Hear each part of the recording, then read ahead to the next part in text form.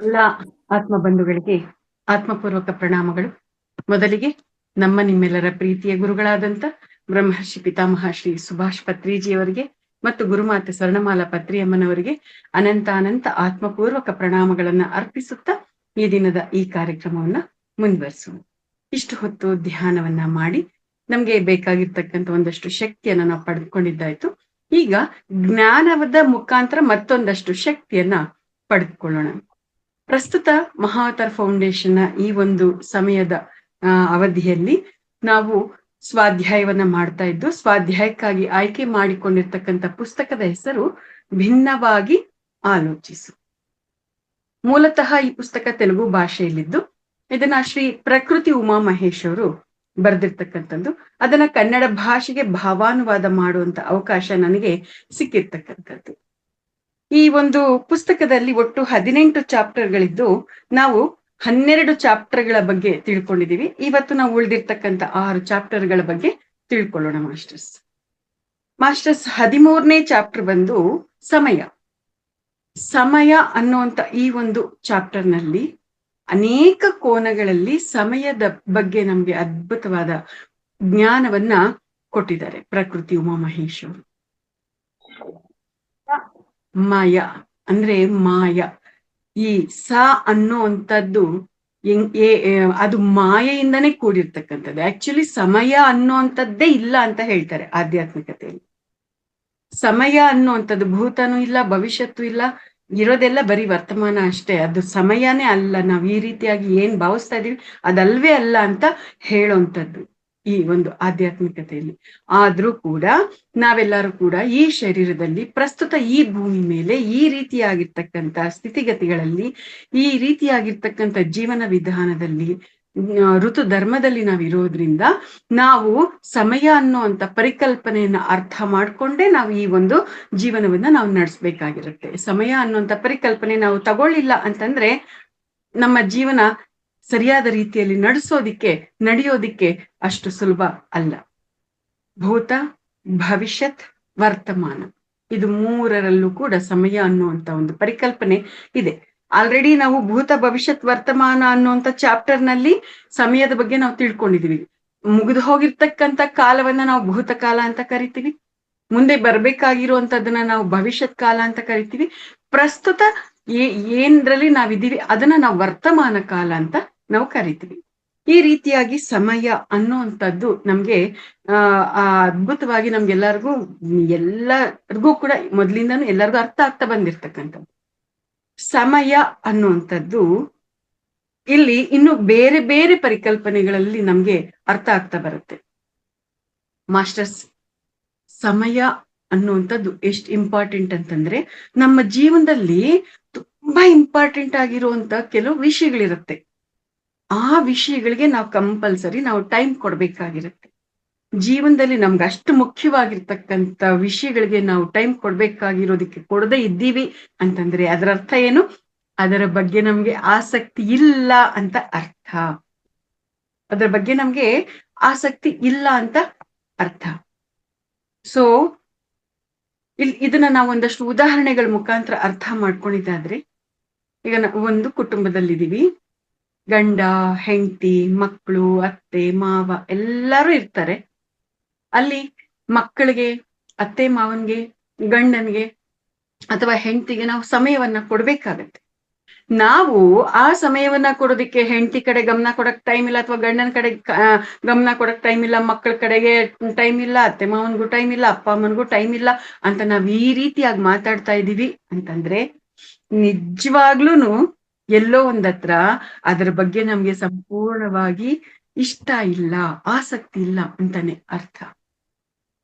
ನಿಜವಾಗ್ಲೂನು ನಮ್ಗೆ ಅದ್ರ ಮೇಲೆ ಇಷ್ಟ ಇದ್ರೆ, ಅದು ಬೇಕು ಅನ್ನುವಂಥದ್ದಿದ್ರೆ, ಅದಕ್ಕೆ ನಾವು ಪ್ರಾಮುಖ್ಯತೆಯನ್ನ ಕೊಡುವಂಥದ್ದೇ ನಿಜ ಆದ್ರೆ ಹೇಗೆ ಒಂದಂಗೆ ನಾವು ಅದಕ್ಕೆ ಟೈಮ್ ಕೊಡ್ತೀವಿ. ಈಗ ನಾವು ಊಟ ಮಾಡ್ಬೇಕು, ತಿಂಡಿ ತಿನ್ಬೇಕು, ಕಾಫಿ ಕುಡಿಬೇಕು, ಒಂದಷ್ಟು ಟಿವಿ ನೋಡ್ಬೇಕು, ಇವೆಲ್ಲ ಇದೆ ತಾನೆ. ಯಾವ್ದಕ್ ಟೈಮ್ ಆಗುತ್ತೋ ಇಲ್ವೋ ಇವಕ್ಕೆಲ್ಲದಕ್ಕೂ ನಾವು ಟೈಮ್ ಕೊಡ್ತೀವ. ಊಟ ಮಾಡ್ಬೇಕು ಅಂದ್ರೆ ಟೈಮ್ ಕೊಡ್ತೀವ, ತಿಂಡಿ ತಿನ್ಬೇಕು ಅಂದ್ರೆ ಟೈಮ್ ಕೊಡ್ತೀವ, ಕಾಫಿಗೆ, ಟಿವಿ ನೋಡಕ್ಕೆ, ನ್ಯೂಸ್ ಪೇಪರ್ ಓದಕ್ಕೆ, ಅಲ್ಲಿ ಇಲ್ಲಿ ಸುತ್ತಾಡೋದಿಕ್ಕೆ, ಇದಿಲ್ದಿದ್ರೆ ಹೆಂಗೆ ಅಂತ ಅನ್ನೋ ಮಟ್ಟಕ್ಕೆ ಅದಕ್ಕೆ ನಾವು ಟೈಮ್ ಕೊಡ್ತೀವಿ, ಇಂಪಾರ್ಟೆನ್ಸ್ ಕೊಡ್ತೀವ. ಅವುಗಳಿಗೆ ಕೊಡೋಷ್ಟು ಇಂಪಾರ್ಟೆನ್ಸ್ ಇನ್ನೂ ಮುಖ್ಯವಾಗಿರ್ತಕ್ಕಂಥ ವಿಷಯಗಳು ಇರ್ತವೆ, ಅವಕ್ಕೆ ನಾವು ಕೊಡ್ತಾ ಇಲ್ಲ ಅಂತಂದ್ರೆ ಸಂಪೂರ್ಣವಾಗಿ ಅದರಲ್ಲಿ ಆಸಕ್ತಿ ಇಲ್ಲ ಅಥವಾ ಅವುಗಳ ಕಡೆ ನಮ್ಗೆ ಗಮನ ಇಲ್ಲ ಅಂತ ಅರ್ಥ. ನಮ್ಮನ್ನ ನಾವು ಚೆಕ್ ಮಾಡ್ಕೋಬೇಕು. ಒಂದೊಂದು ಪರಿಕಲ್ಪನೆನೂ ನಮ್ಗೆ ಚೆಕ್ ಪಾಯಿಂಟ್ಸ್ ಆಗಿರುತ್ತೆ. ನಾವು ಈ ಒಂದೊಂದು ಕೊಟೇಶನ್ ಅನ್ನ ನಾವು ಅರ್ಥ ಮಾಡ್ಕೊಂಡು ಅದನ್ನ ನಮಗೆ ನಾವು ಅಪ್ಲೈ ಮಾಡ್ಕೋಬೇಕು. ಸಮಯ ಅನ್ನುವಂಥದ್ರಲ್ಲಿ ನಾನು ಮುಖ್ಯವಾಗಿರುವಂತವಳಿಗೆ ನಾನು ಸಮಯ ಕೊಡ್ತಾ ಇದ್ದೀನಾ ಇಲ್ವಾ, ಎಷ್ಟು ಮಟ್ಟಿಗೆ ಸಮಯ ಕೊಡ್ತಾ ಇದ್ದೀನಿ, ಯಾವ ರೀತಿಯಾಗಿ ಸಮಯ ಕೊಡ್ತಾ ಇದ್ದೀನಿ ಅನ್ನುವಂಥದ್ದನ್ನ ನಾವು ಅರ್ಥ ಮಾಡ್ಕೋಬೇಕಾಗತ್ತೆ. ಮತ್ತೆ ಸಮಯಕ್ಕೆ ಸಂಬಂಧಪಟ್ಟ ಹಾಗೆ ನಮಗೆ ನಾವು ಎಷ್ಟು ಸಮಯವನ್ನ ಕೊಟ್ಕೊಳ್ತಾ ಇದ್ದೀವಿ ಅನ್ನೋದ್ರ ಮೇಲೇನೆ ನಮ್ಮ ಜೀವನ ನಿಂತಿರುತ್ತೆ ಅನ್ನುವಂಥ ಸತ್ಯ ಅಲ್ವಾ ಮಾಸ್ಟರ್ಸ್? ನಮಗೆ ನಾವು ಎಷ್ಟು ಸಮಯ ಕೊಡ್ತಾ ಇದ್ದೀವಿ ಅನ್ನೋದ್ರ ಮೇಲೇನೆ ನಮ್ಮ ವಾಸ್ತವ ಅಂದ್ರೆ ವರ್ತಮಾನ ಮತ್ತೆ ಭವಿಷ್ಯ ಎರಡೂ ಕೂಡ ನಿಂತಿರುತ್ತೆ. ಎಲ್ಲಾರ್ಗೂ ಟೈಮ್ ಕೊಡ್ತೀವಿ, ನಮಗ್ ನಾವು ಟೈಮ್ ಕೊಟ್ಕೊಳಕ್ಕಾಗಲ್ಲ. ಮನೆಯಲ್ಲಿರೋರ್ಗೆಲ್ಲರೂ ಏನೇನ್ ಬೇಕು ಎಲ್ಲ ಗಮನಿಸ್ಕೊಳ್ತೀವಿ, ನಮ್ಮನ್ನ ನಾವು ಗಮನಿಸ್ಕೊಳಕ್ಕಾಗಲ್ಲ.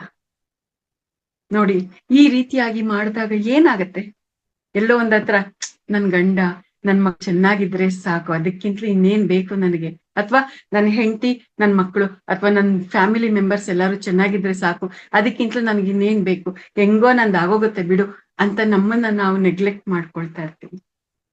ನಿಜ, ನಮ್ಮನ್ನ ನಾವು ಕರ್ಪೂರದ ರೀತಿಯಲ್ಲಿ ಕರಗಿಸ್ಕೊಂಡು ಬೇರೆಯವ್ರಿಗೋಸ್ಕರ ನಾವು ಕೆಲಸ ಮಾಡ್ತಾ ಇದೀವಿ ಅಂದ್ರೆ ನಿಜವಾಗ್ಲೂ ಅದು ತುಂಬಾ ಅದ್ಭುತ. ಆದ್ರೆ ಇಲ್ಲಿ ಒಂದಷ್ಟು ವಿಚಾರಗಳನ್ನ ನಾವಿಲ್ಲಿ ಗಮನಿಸ್ಕೊಳ್ಳೋದಿದೆ ಮಾಸ್ಟರ್ಸ್. ನಮಗೆ ನಾವು ಗಮನ ಕೊಟ್ಕೊಳ್ದೆ ಮನೇಲಿರೋರ್ಗೆಲ್ರಿಗೂ ಗಮನ ಕೊಡ್ತೀವಿ, ಬೇರೆಯವ್ರಿಗೆಲ್ರಿಗೂ ಗಮನ ಕೊಡ್ತೀವಿ ಅಂತಂದಾಗ ಯಾಕೆ ಗಮನ ಕೊಡ್ತಾ ಇದೀವಿ, ಅವರೆಲ್ಲರೂ ಚೆನ್ನಾಗಿರ್ಬೇಕು ಅಂತ.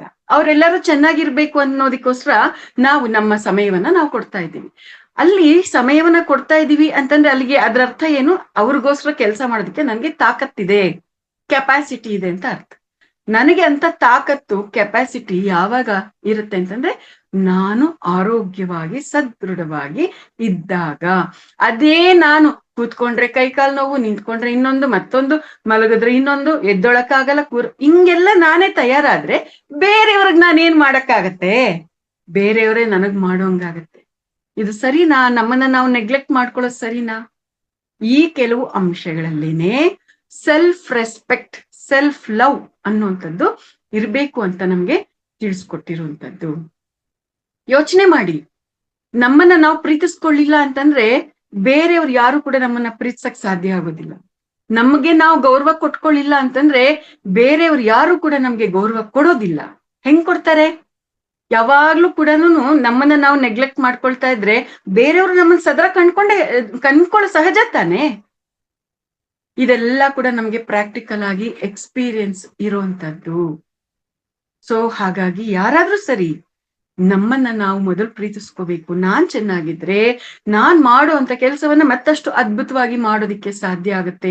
ನಾನ್ ಚೆನ್ನಾಗಿದ್ರೆ ಈಗ ಮಾಡ್ತಾ ಇರ್ತಕ್ಕಂಥ ಕೆಲಸವನ್ನ ಮತ್ತಷ್ಟು ಹೆಚ್ಚು ಜನರಿಗೆ ನಾನು ನನ್ನ ಸೇವೆಯನ್ನ ಕೊಡೋದಿಕ್ಕೆ ಸಾಧ್ಯ ಆಗುತ್ತೆ ಅನ್ನುವಂತ ಒಂದು ಕೋನದಲ್ಲಿ ಕೂಡ ನಮ್ಮ ಬಗ್ಗೆ ನಮಗೆ ನಾವು ಸಮಯವನ್ನ ಕೊಟ್ಕೊಳ್ತಾ ನಮ್ಮನ್ನ ನಾವು ಆನಂದವಾಗಿ ಇರಿಸ್ಕೊಳ್ತಾ ಆರೋಗ್ಯವಾಗಿ ಇರಿಸ್ಕೊಳ್ತಾ ಮುಂದಕ್ಕೆ ಸಾಗುವಂಥದ್ದು ಕೂಡ ಮುಖ್ಯ ಆಗಿದೆ. ಈಗ ನಮ್ಮ ಜೀವನದಲ್ಲಿ ನಮ್ಗೆ ಬೇರೆಯವ್ರ ಗೌರವ ಕೊಡಲ್ಲ ಅಂತಂದ್ರೆ ನಮ್ ಬಗ್ಗೆ ನಮ್ಗೆ ಆತ್ಮವಿಶ್ವಾಸ ಇಲ್ಲ, ನಮ್ಮ ಬಗ್ಗೆ ನಮ್ಗೆ ನಂಬಿಕೆ ಇಲ್ಲ ಅನ್ನುವಂತ ಪರಿಸ್ಥಿತಿಗಳು ಅಲ್ಲಿದ್ದಾಗ, ಅಯ್ಯೋ ನನ್ ಕೈಲಿ ಆಗತ್ತಾ, ನನ್ ಕೈಲಿ ಆಗಲ್ಲಪ್ಪ, ನಾನ್ ಬರಲ್ಲಪ್ಪ, ಇದು ಹಿಂಗಿದ್ಯಪ್ಪ, ಅದ್ ಹಂಗಿದ್ಯಪ್ಪ ಅಂತ ಪ್ರತಿಯೊಂದಕ್ಕೂ ಕೊಂಕು, ಪ್ರತಿಯೊಂದಕ್ಕೂ ನೆಪ ಹೇಳ್ತಾ ಇದ್ದೀವಿ ಅಂತಂದ್ರೆ ಕೇಳಿಸ್ಕೊಂಡು ಏನ್ ಮಾಡ್ತಾರೆ? ಏನ್ ಹೇಳಿದ್ರು ಕೂಡ ಏನೋ ಒಂದ್ ನೆಪ ಹೇಳ್ತಾರಲ್ಲ, ಏನ್ ಹೇಳಿದ್ರು ಆಗಲ್ಲ ಅಂತಾರೆ, ಏನ್ ಮಾಡೋಣ ಅಂದ್ರೂ ಬೇಡ ಬೇಡ ಅಂತಾರೆ. ಸಹವಾಸನೇ ಬೇಡಪ್ಪ, ಈ ಪಾರ್ಟಿ ಸರಿ ಇಲ್ಲ, ಇದಕ್ಕೆ ಏನು ಕಾನ್ಫಿಡೆನ್ಸ್ ಇಲ್ಲ, ಇದಕ್ಕೆ ಏನು ಮಾಡೋ ಕೆಪಾಸಿಟಿ ಇಲ್ಲ ಅನ್ನೋಂತ ಭಾವನೆ ಅವ್ರಿಗೆ ಬಂತು ಅಂತಂದ್ರೆ ಸಹಜವಾಗೇನೆ ಅವರು ನಮಗೆ ಯಾವುದೇ ರೀತಿಯಾಗಿರ್ತಕ್ಕಂಥ ಬೆಲೆ ಆಗ್ಲಿ ಗೌರವ ಆಗ್ಲಿ ಏನು ಕೊಡೋದಿಲ್ಲ. ಇದು ಹಾಗಾಗಿ ನಮಗೆ ನಾವು ಎಷ್ಟು ಸಮಯವನ್ನ ಕೊಟ್ಕೊಳ್ತೀವಿ ಅನ್ನೋದೇ ನಮ್ಮ ಆತ್ಮಗೌರವ ಆಗಿರುತ್ತೆ, ನಮ್ಮ ವರ್ತಮಾನ ಆಗಿರುತ್ತೆ, ನಮ್ಮ ಭವಿಷ್ಯ ಆಗಿರುತ್ತೆ. ಆಮೇಲೆ ಸಮಯ ಅನ್ನೋದಕ್ಕೆ ಸಂಬಂಧಪಟ್ಟ ಹಾಗೆ ನಾವು ಯಾರಿಗಾದ್ರೂ ಸಮಯವನ್ನ ಕೊಡ್ತಾ ಇದ್ದೀವಿ ಅಂತಂದ್ರೆ ಅದರ ಅರ್ಥ ನಮ್ಮ ಜೀವನವನ್ನೇ ನಾವು ಅವ್ರಿಗೆ ಕೊಡ್ತಾ ಇದ್ದೀವಿ ಅಂತ ಅರ್ಥ. ಅದ್ರ ಜೊತೆಗೆ ಬೇರೆಯವರು ನಮಗೆ ಸಮಯವನ್ನ ಕೊಡ್ತಾ ಇದ್ದಾರೆ ಅಂದ್ರೆ ಅವರು ಅವರ ಅಮೂಲ್ಯವಾದ ಜೀವನವನ್ನ ನಮಗೆ ಕೊಡ್ತಾ ಇದ್ದಾರೆ ಅಂತ ಅರ್ಥ. ಇದೆರಡು ಅಂಶಗಳು ಇದೆ ಸಮಯವನ್ನ ಕೊಡೋದು ಅನ್ನುವಂಥದ್ರಲ್ಲಿ. ಸೊ ನಾವಿವಾಗ ಬೇರೆಯವ್ರ ಸಮಯ ಕೊಡ್ತಾ ಇದ್ದೀವಿ ಅಂತಂದಾಗ ನಾನು ಈ ವ್ಯಕ್ತಿಗೆ ಸಮಯ ಎಷ್ಟು ಕೊಡ್ಬೇಕು, ಯಾವಾಗ ಕೊಡ್ಬೇಕು, ಹೇಗೆ ಕೊಡ್ಬೇಕು, ಕೊಡೋದು ಸರಿನಾ ಅಥವಾ ಇಲ್ವಾ, ನಾನು ಈ ಸತ್ಪಾತ್ರ ದಾನ ಮಾಡ್ಬೇಕು ಅಂತ ಹೇಳ್ತಾರಲ್ಲ, ನನ್ನ ಸಮಯವನ್ನ ಇಂಥ ವ್ಯಕ್ತಿಗಳಿಗೆ ಕೊಡೋದು ಸರಿನಾ ಅಥವಾ ತಪ್ಪ, ಈ ಎಲ್ಲಾ ಕೋನಗಳಲ್ಲಿ ನಮ್ಮನ್ನ ನಾವು ಗಮನಿಸ್ಕೋಬೇಕಾಗತ್ತೆ. ಕೆಲವರು ನಮ್ಗೆಲ್ಲರಿಗೂ ಕೂಡ ಧ್ಯಾನ ಗೊತ್ತಿದೆ ಅಲ್ವಾ ಮಾಸ್ಟರ್ಸ್, ಧ್ಯಾನದ ಬಗ್ಗೆ ಗೊತ್ತಿದೆ, ಅನೇಕ ವಿಚಾರಗಳ ಬಗ್ಗೆ ನಮ್ಗೆ ಜ್ಞಾನ ಇದೆ, ಧ್ಯಾನ ಗೊತ್ತು, ಜ್ಞಾನ ಗೊತ್ತು, ಪ್ರಾಕ್ಟಿಕಲ್ ಆಗಿರುವಂತ ಅನುಭವಗಳು ಇದೆ. ಆದ್ರೆ ನನಗ್ ಗೊತ್ತಿದೆ ಅಂತ ಅಂದ್ಬಿಟ್ಟು ಸಿಕ್ದವ್ರಿಗೆ ಎಲ್ರಿಗೂ ಕೂಡ ನಾವು ಹೇಳ್ತಾ ಹೋಗಿದೀವಿ ಅಂತಂದ್ರೆ ಏನಾಗತ್ತೆ ಅವಾಗ, ನಾನ್ ಸೆನ್ಸ್ ಕ್ರಿಯೇಟ್ ಆಗತ್ತೆ, ಅಲ್ಲಿ ಮೂರ್ಖತ್ವ ಅನ್ನೋಂಥದ್ದಲ್ಲಿ ಕ್ರಿಯೇಟ್ ಆಗತ್ತೆ. ನಾವು ಯಾರು ಹೇಳ್ತಾ ಇದೀವಿ ಅವರು ಕೇಳಿಸ್ಕೊಳ್ಳುವಂತ ಸ್ಥಿತಿಯಲ್ಲಿದ್ರೆ ಅವ್ರಿಗೆ ನಾವು ಹೇಳ್ಬೇಕು, ಅವಾಗ ಮಾತ್ರ ನಾವು ನಮ್ಮ ಸಮಯವನ್ನ ಕೊಟ್ಟು ನಾವು ಅವ್ರಿಗೆ ತಿಳಿಸ್ಬೇಕು. ಇಲ್ಲ ಅಂತಂದ್ರೆ ಹೇಳೋ ಅವಶ್ಯಕತೆ ಇಲ್ಲ. ಒಟ್ಟಾರೆಯಾಗಿ ಇನ್ ಜನರಲ್ ಎಲ್ರು ಧ್ಯಾನ ಮಾಡ್ರಿ, ಧ್ಯಾನದಿಂದ ಜ್ಞಾನ, ಜ್ಞಾನದಿಂದ ಮುಕ್ತಿ ಅಂತ ಈ ರೀತಿಯಾಗಿ ಜನರಲ್ ಆಗಿ ಹೇಳ್ಬೋದು. ವ್ಯಕ್ತಿಗತವಾಗಿ ಯಾರಿಗಾದ್ರೂ ನಾವು ಹೇಳ್ತೀವಿ ಅಂತಂದಾಗ ಆ ವ್ಯಕ್ತಿಗಳು ಕೇಳಿಸ್ಕೊಳ್ಳೋದಿಕ್ಕೆ ತಯಾರಿದ್ರೆ ಹೇಳ್ಬೇಕು, ಇಲ್ಲ ಅಂತಂದ್ರೆ ಹೇಳ್ಬಾರ್ದು. ಅವ್ರು ಯಾವಾಗ್ಲೂ ಅದನ್ನ ಕೇಳಿಸ್ಕೋಬೇಕು ಅಂತ ಅವ್ರಿಗೆ ಅನ್ಸುತ್ತೆ, ಅವಾಗ ಕೇಳಿಸ್ಕೊಳ್ತಾರೆ, ಅವಾಗ ಅವ್ರು ಏನ್ ಪಡ್ಕೋಬೇಕು ಅದನ್ನ ಪಡ್ಕೊಳ್ತಾರೆ ಅಷ್ಟೇ. ಇದು ತುಂಬಾ ತುಂಬಾ ಸೂಕ್ಷ್ಮವಾಗಿ ನಾವು ಗಮನಿಸ್ಕೋಬೇಕಾಗಿರ್ತಕ್ಕಂಥ ವಿಚಾರ. ಅವ್ರು ಕೇಳಿಸ್ಕೊಳ್ಳೋದಿಕ್ಕೆ ಇಷ್ಟ ಇಲ್ಲ, ಮತ್ತೆ ಅವ್ರು ಕೇಳಿಸ್ಕೊಳ್ಳೋದಿಕ್ಕೆ ತಯಾರಿಲ್ಲ ಅಂತಂದಾಗ ನಾವು ಹೇಳೋವಂಥದ್ದು, ನಾವು ಕೊಡುವಂತ ಶಕ್ತಿ ಆಗಿರ್ಬೋದು, ಸಮಯ ಆಗಿರ್ಬೋದು, ಅದೆಲ್ಲ ಕೂಡ ಬೂದಿ ಒಳಗಡೆ ಸುರಿಯುವಂತ ಪನ್ನೀರ್ ಆಗಿರುತ್ತೆ. ಬೂದಿ ಒಳಗಡೆ ಪನ್ನೀರ್ ಸುರಿದ್ರೆ ಏನಾದ್ರೂ ಪ್ರಯೋಜನ ಇದೆಯಾ? ಏನು ಇಲ್ಲ ತಾನೆ. ಆ ರೀತಿಯಾಗಿ ಆಗುತ್ತೆ. ಈ ರೀತಿಯಾಗಿ ಸಮಯ ಅನ್ನುವಂಥದ್ರ ಬಗ್ಗೆ ಇನ್ನೂ ಅನೇಕ ಕೋನಗಳಲ್ಲಿ ನಮ್ಗೆ ತಿಳಿಸಿದ್ದಾರೆ. ಆಮೇಲೆ 14ನೇ ಚಾಪ್ಟರ್, ಅದರ ಒಂದು ಶೀರ್ಷಿಕೆ ಏನಪ್ಪಾ ಅಂದ್ರೆ ಒಳ್ಳೆಯತನ. ಒಳ್ಳೆಯತನ ಅನ್ನೋ ಅಂತದ್ದು ಎಷ್ಟು ಕೋನಗಳಲ್ಲಿದೆ ಅಂದ್ರೆ ಕೋಲ್ ತಗೊಂಡು ದಬ ದಬ ದಬ ಅಂತ ಹೊಡೆದಂಗಿರುತ್ತೆ ಮಾಸ್ಟರ್ಸ್ ಕೆಲವು ಕೊಟೇಶನ್ಸ್. ಮುಟ್ಕೊಂಡು ನೋಡ್ಕೋಬೇಕು ನಾವು, ಆ ರೀತಿಯಾಗಿರುತ್ತೆ ಆ ಕೊಟೇಶನ್ಸ್. ಆ ಒಳ್ಳೆಯತನ ಅನ್ನೋ ಅಂತದ್ರಲ್ಲಿ ಅತಿ ಮುಖ್ಯವಾಗಿ ನಾವು ಗಮನಿಸ್ಕೋಬೇಕಾಗಿರೋದೇನು ಅಂತಂದ್ರೆ ಅತಿಯಾದ ಒಳ್ಳೆತನ ಒಳ್ಳೇದಲ್ಲ ಅಂತ. ಅತಿಯಾದ ಒಳ್ಳೆತನ ಅದು ನಮ್ಗೆ ಉದ್ಧಾರ ಮಾಡಲ್ಲ ಅಂತ. ಒಳ್ಳೆತನ ಇರ್ಬೇಕು, ಸಹಾಯ ಮಾಡುವಂತ ಗುಣ ಇರ್ಬೇಕು. ನಿಜ, ಇವಾಗ ಯಾರೋ ಒಬ್ರು ನಮ್ಗೆ ಗೊತ್ತಿರೋರು ಇರ್ತಾರೆ, ಏನೋ ಅವ್ರಿಗೆ ಕುಟುಂಬದಲ್ಲಿ ಸಮಸ್ಯೆ ಬಂದಿದೆ, ಅವ್ರಿಗೆ ಯಾವುದೇ ರೀತಿಯಾಗಿರ್ತಕ್ಕಂಥ ಸವಲತ್ತುಗಳು ಏನೂ ಇಲ್ಲ, ನಾವು ಅವ್ರಿಗೆ ಸಹಾಯ ಮಾಡುವಂತ ಒಳ್ಳೆ ಗುಣವನ್ನ ಖಂಡಿತ ನಾವು ಇಟ್ಕೊಂಡಿರ್ಬೇಕು. ಯಾವ ರೀತಿಯಾಗಿ ನಮ್ಮ ಒಳ್ಳೆ ಗುಣ ಅಲ್ಲಿ ಕೆಲಸ ಮಾಡ್ಬೇಕು? ಅವ್ರಿಗೆ ತಿನ್ನೋದಿಕ್ಕೆ ತಿನ್ನೋದಿಕ್ಕೆ ಏನು ಇಲ್ಲ ಅಂತಂದ್ರೆ ತಿನ್ನೋದಿಕ್ಕೆ ಆಹಾರ ಪದಾರ್ಥಗಳನ್ನ ನಾವು ಕೊಡ್ಸೋಂತ ಸಹಾಯ ಮಾಡುವಂತ ಒಳ್ಳೆ ಗುಣ ನಮ್ಮಲ್ಲಿ ಇರ್ಬೋದು. ಆದ್ರೆ ಅವ್ರಿಗೆ ತಿನ್ನೋದಿಕ್ಕೆ ಆಹಾರ ಇಲ್ಲ, ಓಕೆ, ಹಂಗಂತ ನಾವೇ ಆಹಾರ ಪದಾರ್ಥಗಳನ್ನು ತಗೊಂಡೋಗಿ ನಾವೇನೆ ಅಡಿಗೆನು ಮಾಡಿ ಅವ್ರ ತಟ್ಟೆಗೆ ಹಾಕಿ ಕೈ ತುತ್ತಿ ಹಾಕೋದೋ ಅಥವಾ ಸ್ಪೂನಲ್ಲಿ ತಿನ್ಸೋದೋ ಮಾಡೋಷ್ಟು ಒಳ್ಳೆತನ ಬೇಕಾಗಿಲ್ಲ ಅಂತ. ಆ ರೀತಿಯಾಗಿ ಮಾಡಿದ್ರೆ ಆ ಒಳ್ಳೆತನಕ್ಕೆ ತುಂಬಾ ದಿನ ಬೆಲೆ ಇರೋದಿಲ್ಲ ಅಂತ. ಈ ಒಂದು ಕೊಟೇಶನ್ ಓದಿದಾಗ ಇಂಥ ಕ್ಲಾರಿಟಿ ನನಗೆ ಸಿಕ್ತಲ್ಲ, ಅವಾಗ ನನ್ಗೊಂದು ಪ್ರಶ್ನೆ ಉಂಟಾಯ್ತು. ಈ ರೀತಿಯಾಗಿ ಒಳ್ಳೆತನ ಅತಿಯಾದ ಒಳ್ಳೆತನ ಒಳ್ಳೇದಲ್ಲ ಅನ್ನೋದು ನಮ್ಗೆ ಗೊತ್ತಿದೆ. ಹಾಗಿದ್ರೆ ಎಷ್ಟೋ ಜನಕ್ಕೆ ಇವಾಗ ನಾವು ಧ್ಯಾನ ಪ್ರಚಾರ ಮಾಡ್ಬೇಕು ಅಂತ ನಾವು ಹಾತೊರಿತೀವಲ್ಲ, ಅವ್ರು ಎಷ್ಟೋ ಜನ ಕೇಳಿಸ್ಕೊಳ್ಳೋದಿಕ್ ಕೂಡ ತಯಾರಿರೋದಿಲ್ವಲ್ಲ, ಇದನ್ನ ಹೆಂಗಪ್ಪ ಅರ್ಥ ಮಾಡ್ಕೊಳ್ಳೋದು ಈ ಒಳ್ಳೆತನನ ಅನ್ನೋಂಥ ಪ್ರಶ್ನೆ ನನಗೆ ಬಂತು. ಆ ಪ್ರಶ್ನೆಗೆ ಉತ್ತರ ಏನು ಅಂತಂದ್ರೆ ವೆರಿ ಸಿಂಪಲ್ ಮಾಸ್ಟರ್ಸ್. ನಾವು ಇಲ್ಲಿ ನಮ್ಮ ಒಳ್ಳೆತನ ಅಂತಂದ್ರೆ ಇಲ್ಲಿ ನಾವು ಈ ಧ್ಯಾನ ಪ್ರಚಾರ ಅನ್ನುವಂತ ಅಂಶವನ್ನ ಯಾವ ರೀತಿಯಾಗಿ ಅರ್ಥ ಮಾಡ್ಕೋಬೇಕು ಅಂತಂದ್ರೆ, ನಮ್ ಕೈಯಲ್ಲಿ ಒಂದಷ್ಟು ಬೀಜಗಳಿದೆ, ಬೀಜಗಳನ್ನ ಚೆಲ್ಕೊಂಡು ಹೋಗ್ಬೇಕು. ಆ ಬೀಜಗಳು ಮೊಳಕೆ ಒಡೆಯುತ್ತಾ ಇಲ್ವಾ, ಅಥವಾ ಆ ಬೀಜಗಳನ್ನ ಯಾವ್ದಾದ್ರು ಹಕ್ಕಿಗಳು ಹೆಕ್ಕಿ ತಿನ್ಕೊಂಡು ಹೋಗುತ್ತಾ, ಅಥವಾ ಯಾವ್ದಾದ್ರು ಇರುವೆಗಳು ಬಂದು ತಿನ್ಕೊಂಡು ಹೋಗುತ್ತಾ, ಅಥವಾ ಆ ಬೀಜ ಹಂಗೆ ಕೊಳತೋಗುತ್ತಾ, ಅಥವಾ ಆ ಬೀಜ ಮೊಳಕೆನೆ ಹೊಡಿದಂಗ ಹಂಗೆ ಹೊಟ್ಟೋಗುತ್ತಾ? ಇದ್ಯಾವುದು ಕೂಡ ನಮ್ಮ ಸಮಸ್ಯೆ ಅಲ್ಲ. ಕೇವಲ ಬೀಜಗಳನ್ನ ಬಿತ್ತನೆ ಮಾಡೋದು ಅಷ್ಟೇ ನಮ್ಮ ಕೆಲಸ. ಧ್ಯಾನ ಮಾಡಿ ಅಂತ ಹೇಳೋದಷ್ಟೇ. ಅವ್ರು ಧ್ಯಾನ ಮಾಡ್ತಾರ ಬಿಡ್ತಾರ, it's none of our business, it's not a matter at all. ಹೇಳೋವರೆಗೂ ಅಷ್ಟೇ ನಮ್ ಡ್ಯೂಟಿ. ಅದೂನು ಎಷ್ಟು ಸರ್ತಿ ಹೇಳ್ಬೇಕು? ಒಂದ್ ಸರ್ತಿ ಹೇಳ್ರಿ, 2 ಸರ್ತಿ ಹೇಳ್ರಿ, 3 ಸರ್ತಿನೂ ಹೇಳ್ರಿ, ಮತ್ 4ನೇ ಸರ್ತಿ ಹೇಳಕ್ ಹೋಗ್ಬೇಡಿ ಅಂತಾನೆ ಹೇಳಿದ್ದಾರೆ ಪತ್ರಿಜಿಯವರು. 4ನೇ ಸರ್ತಿನೂ ಹೇಳಕ್ ಹೋದ್ರೆ ಧ್ಯಾನಕ್ಕಿರುವಂತ ಘನತೆ, ಗೌರವ, ಮರ್ಯಾದೆ ಎಲ್ಲಾನು ಹೊರಟೋಗುತ್ತೆ. ಅದೇ ರೀತಿಯಾಗಿ ಸಹನೆ ಅನ್ನೋದಿಕ್ಕೂ ಕೂಡ ಸಹನೆಯಿಂದ ಇರ್ಬೇಕು, ಸಹನೆಯಿಂದ ಇರುವಂತ ಒಳ್ಳೆ ಗುಣ ನಮ್ಮಲ್ಲಿ ಇರ್ಬೇಕು. ಆದ್ರೆ ಆ ಒಂದು ಸಹನೆನೇ ನಮ್ಮ ಬದುಕಾಗ್ಬಿಟ್ಟಿದೆ ಅಂತಂದ್ರೆ ಸಹನೆ ಅನ್ನುವಂಥದ್ದು ಕೈಲಾಗದತನ, ಹೇಡಿತನ ಅಂತ ಅನ್ನಿಸ್ಕೊಳುತ್ತೆ. ಇವಾಗ ಭೂಮಿ ಅಥವಾ ಈ ಪ್ರಕೃತಿ ಮಾತೆ ಸಹನೆಯಿಂದ ಇರ್ತಾಳೆ, ಹೌದೋ ಅಲ್ವೋ? ನಾವ್ ಎಷ್ಟು ಮರಗಳನ್ನ ಕತ್ತರಿಸಾಕಿದ್ರು ಕೂಡ ಮೌನವಾಗಿರ್ತಾಳೆ. ನಾವ್ ಎಷ್ಟು ಭೂಮಿನ ಕೊರೆದು ಕೊರೆದು ಕೊರೆದು ತೂತುಗಳು ಮಾಡ್ತಾ ಇದ್ರು ಕೂಡ ಸಹನೆಯಿಂದ ಇರ್ತಾಳೆ. ಈ ಭೂಮಿ ಸುತ್ತಲೂ ಇರ್ತಕ್ಕಂಥ ರಕ್ಷಾ ಕವಚವನ್ನ ಎಷ್ಟು ನಾವು ಹಾಳು ಮಾಡಿದ್ರು ಕೂಡ ಸಹನೆಯಿಂದ ಇರ್ತಾಳೆ. ಸಮುದ್ರದಲ್ಲಿ ನಾವ್ ಏನೇನೆಲ್ಲ ಮಾಡ್ತಾ ಇದೀವಿ, ಸಮುದ್ರಕ್ಕೆ ಹಾನಿ ಅದೆಲ್ಲ ಮಾಡ್ತಾ ಇದ್ರು ಕೂಡ ಸಹನೆಯಿಂದ ಇರ್ತಾಳೆ. ನದಿಗಳು ವಿಷಯದಲ್ಲೂ ಕೂಡ ಸಹನೆಯಿಂದ ಇರ್ತಾಳೆ. ಎಷ್ಟು ಹಾಳು ಮಾಡಿದ್ರು ಕೂಡ ಸಹನೆಯಿಂದ ಇರ್ತಾಳೆ. ಸಹನೆಯಿಂದ ಇದ್ದು ಇದ್ದು ಇದ್ದು ಒಂದ್ ಸತಿ ಚಾರ್ಜ್ ತಗೊಳ್ತಾಳೆ. ಆ ಪ್ರಕೃತಿ ಮಾತೆ ಚಾರ್ಜ್ ತಗೊಂಡಿದ್ದಾಳೆ ಅಂದ್ರೆ ಹೆಂಗಿರತ್ತೆ ಗೊತ್ತಾ? ಸುನಾಮಿ ಬಂದು ಕೊಚ್ಕೊಂಡು ಹೋಗ್ತಾ ಇರುತ್ತೆ ಎಲ್ಲ. ಕರೋನಾ ಬಂದು ಎಲ್ಲಾರ್ನು ಒಣಗೋಗಿರೋ ಎಲೆಗಳ ತರ ಉದುರ್ಸಿ ಉದುರ್ಸಿ ಹೊಟ್ಟೋಗ್ತಾ ಇರತ್ತೆ.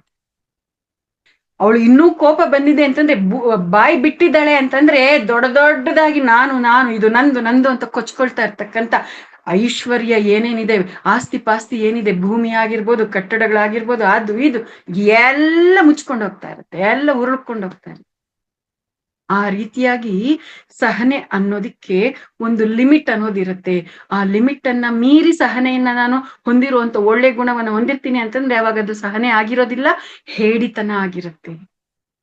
ಎಲ್ಲಾ ದೇವತೆಗಳು ಎಷ್ಟೆಷ್ಟೋ ಉಪಟಳಗಳನ್ನ ಸಹಿಸ್ಕೊಳ್ತಾ ಇದ್ರು. ರಾಕ್ಷಸರು ತುಂಬಾ ಶಕ್ತಿವಂತರು, ಅವ್ರು ತಪಸ್ ಮಾಡ್ತಾ ಇದ್ರು. ಅವರ ತಪಸ್ಸಿಗೆ ಮೆಚ್ಚಿ ದೇವತೆಗಳು ವರನ ಕೊಡ್ಲೇಬೇಕಾಗಿತ್ತು, ಬೇರೆ ದಾರಿ ಇಲ್ಲ. ಅದು ವಿಶ್ವನಿಯಮ.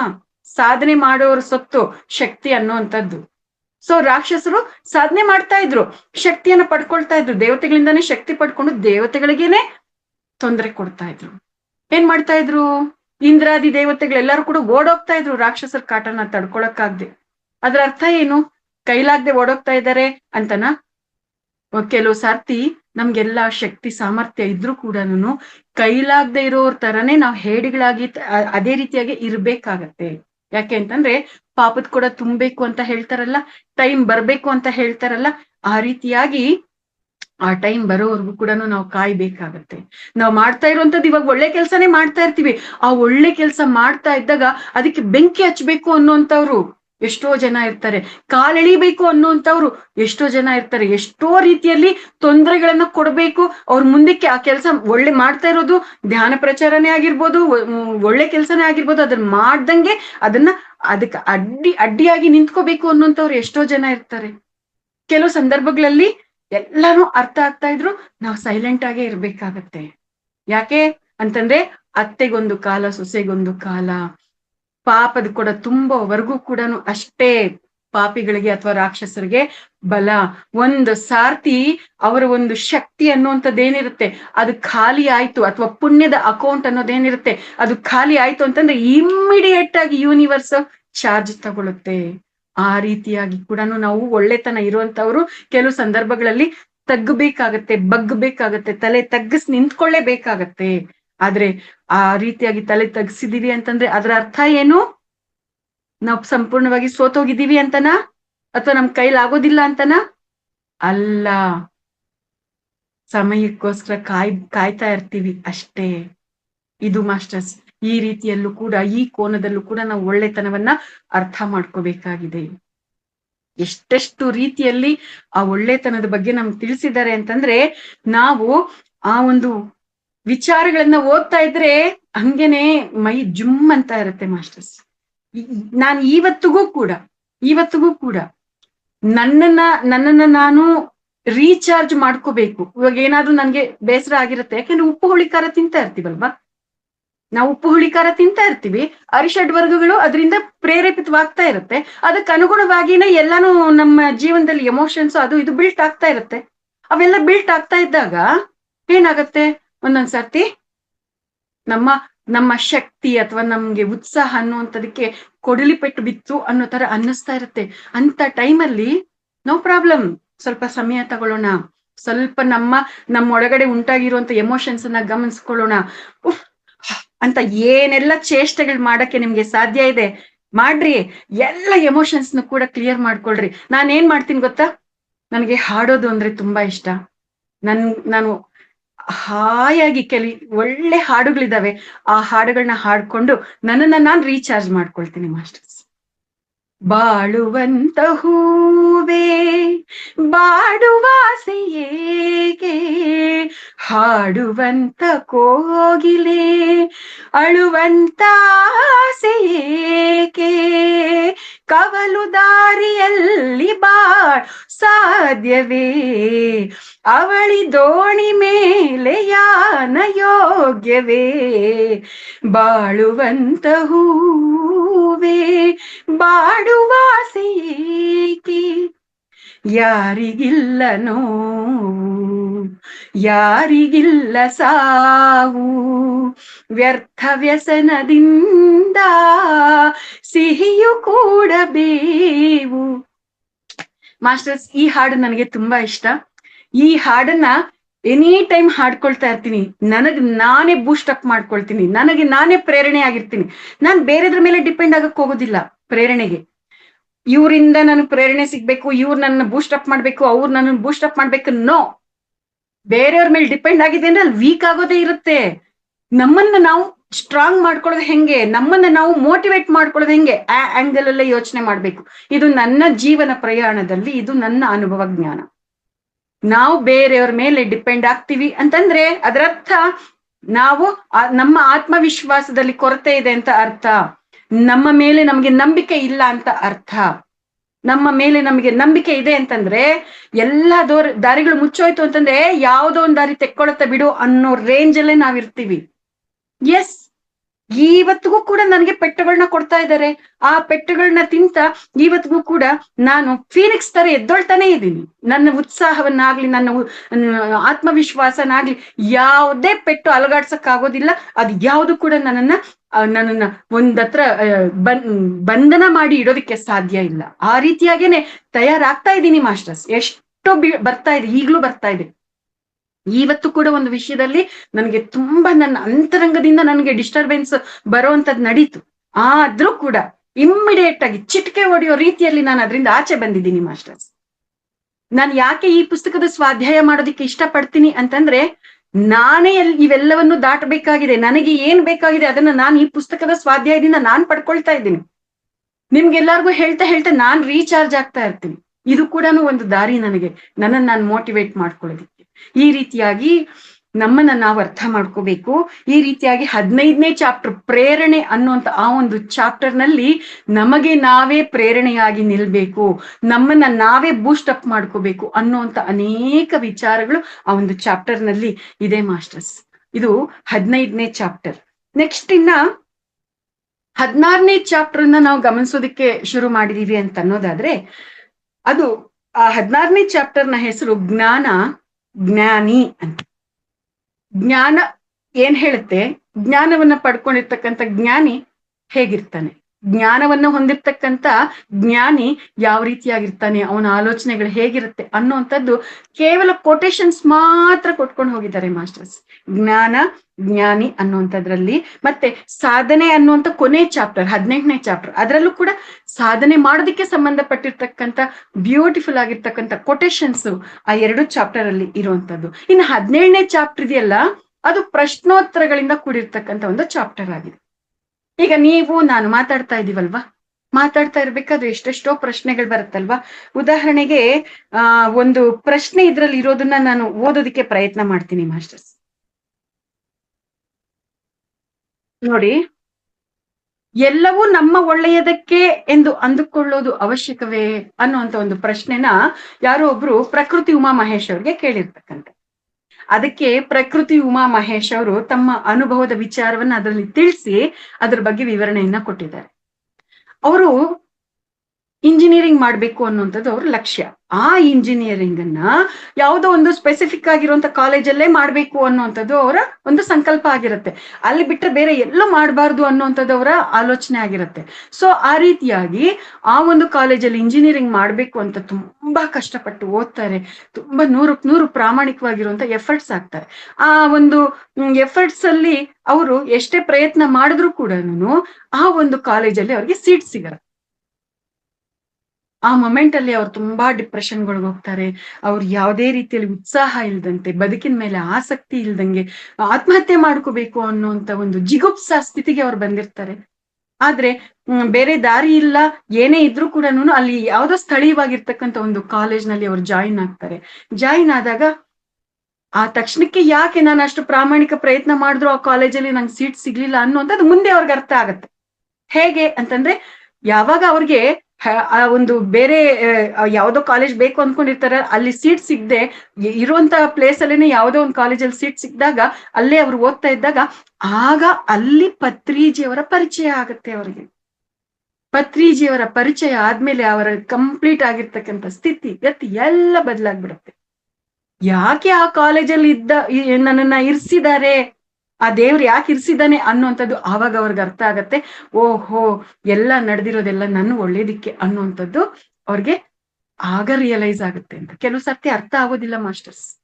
ಕೆಲವು ಸರ್ತಿ ಇದು ನಮ್ಮ ಜೀವನದಲ್ಲಿ ಯಾಕೆ ನಡೀತಾ ಇದೆ ಅನ್ನುವಂಥದ್ದು ಆ ಮೊಮೆಂಟ್ ನಮ್ಗೆ ಅರ್ಥ ಆಗೋದಿಲ್ಲ.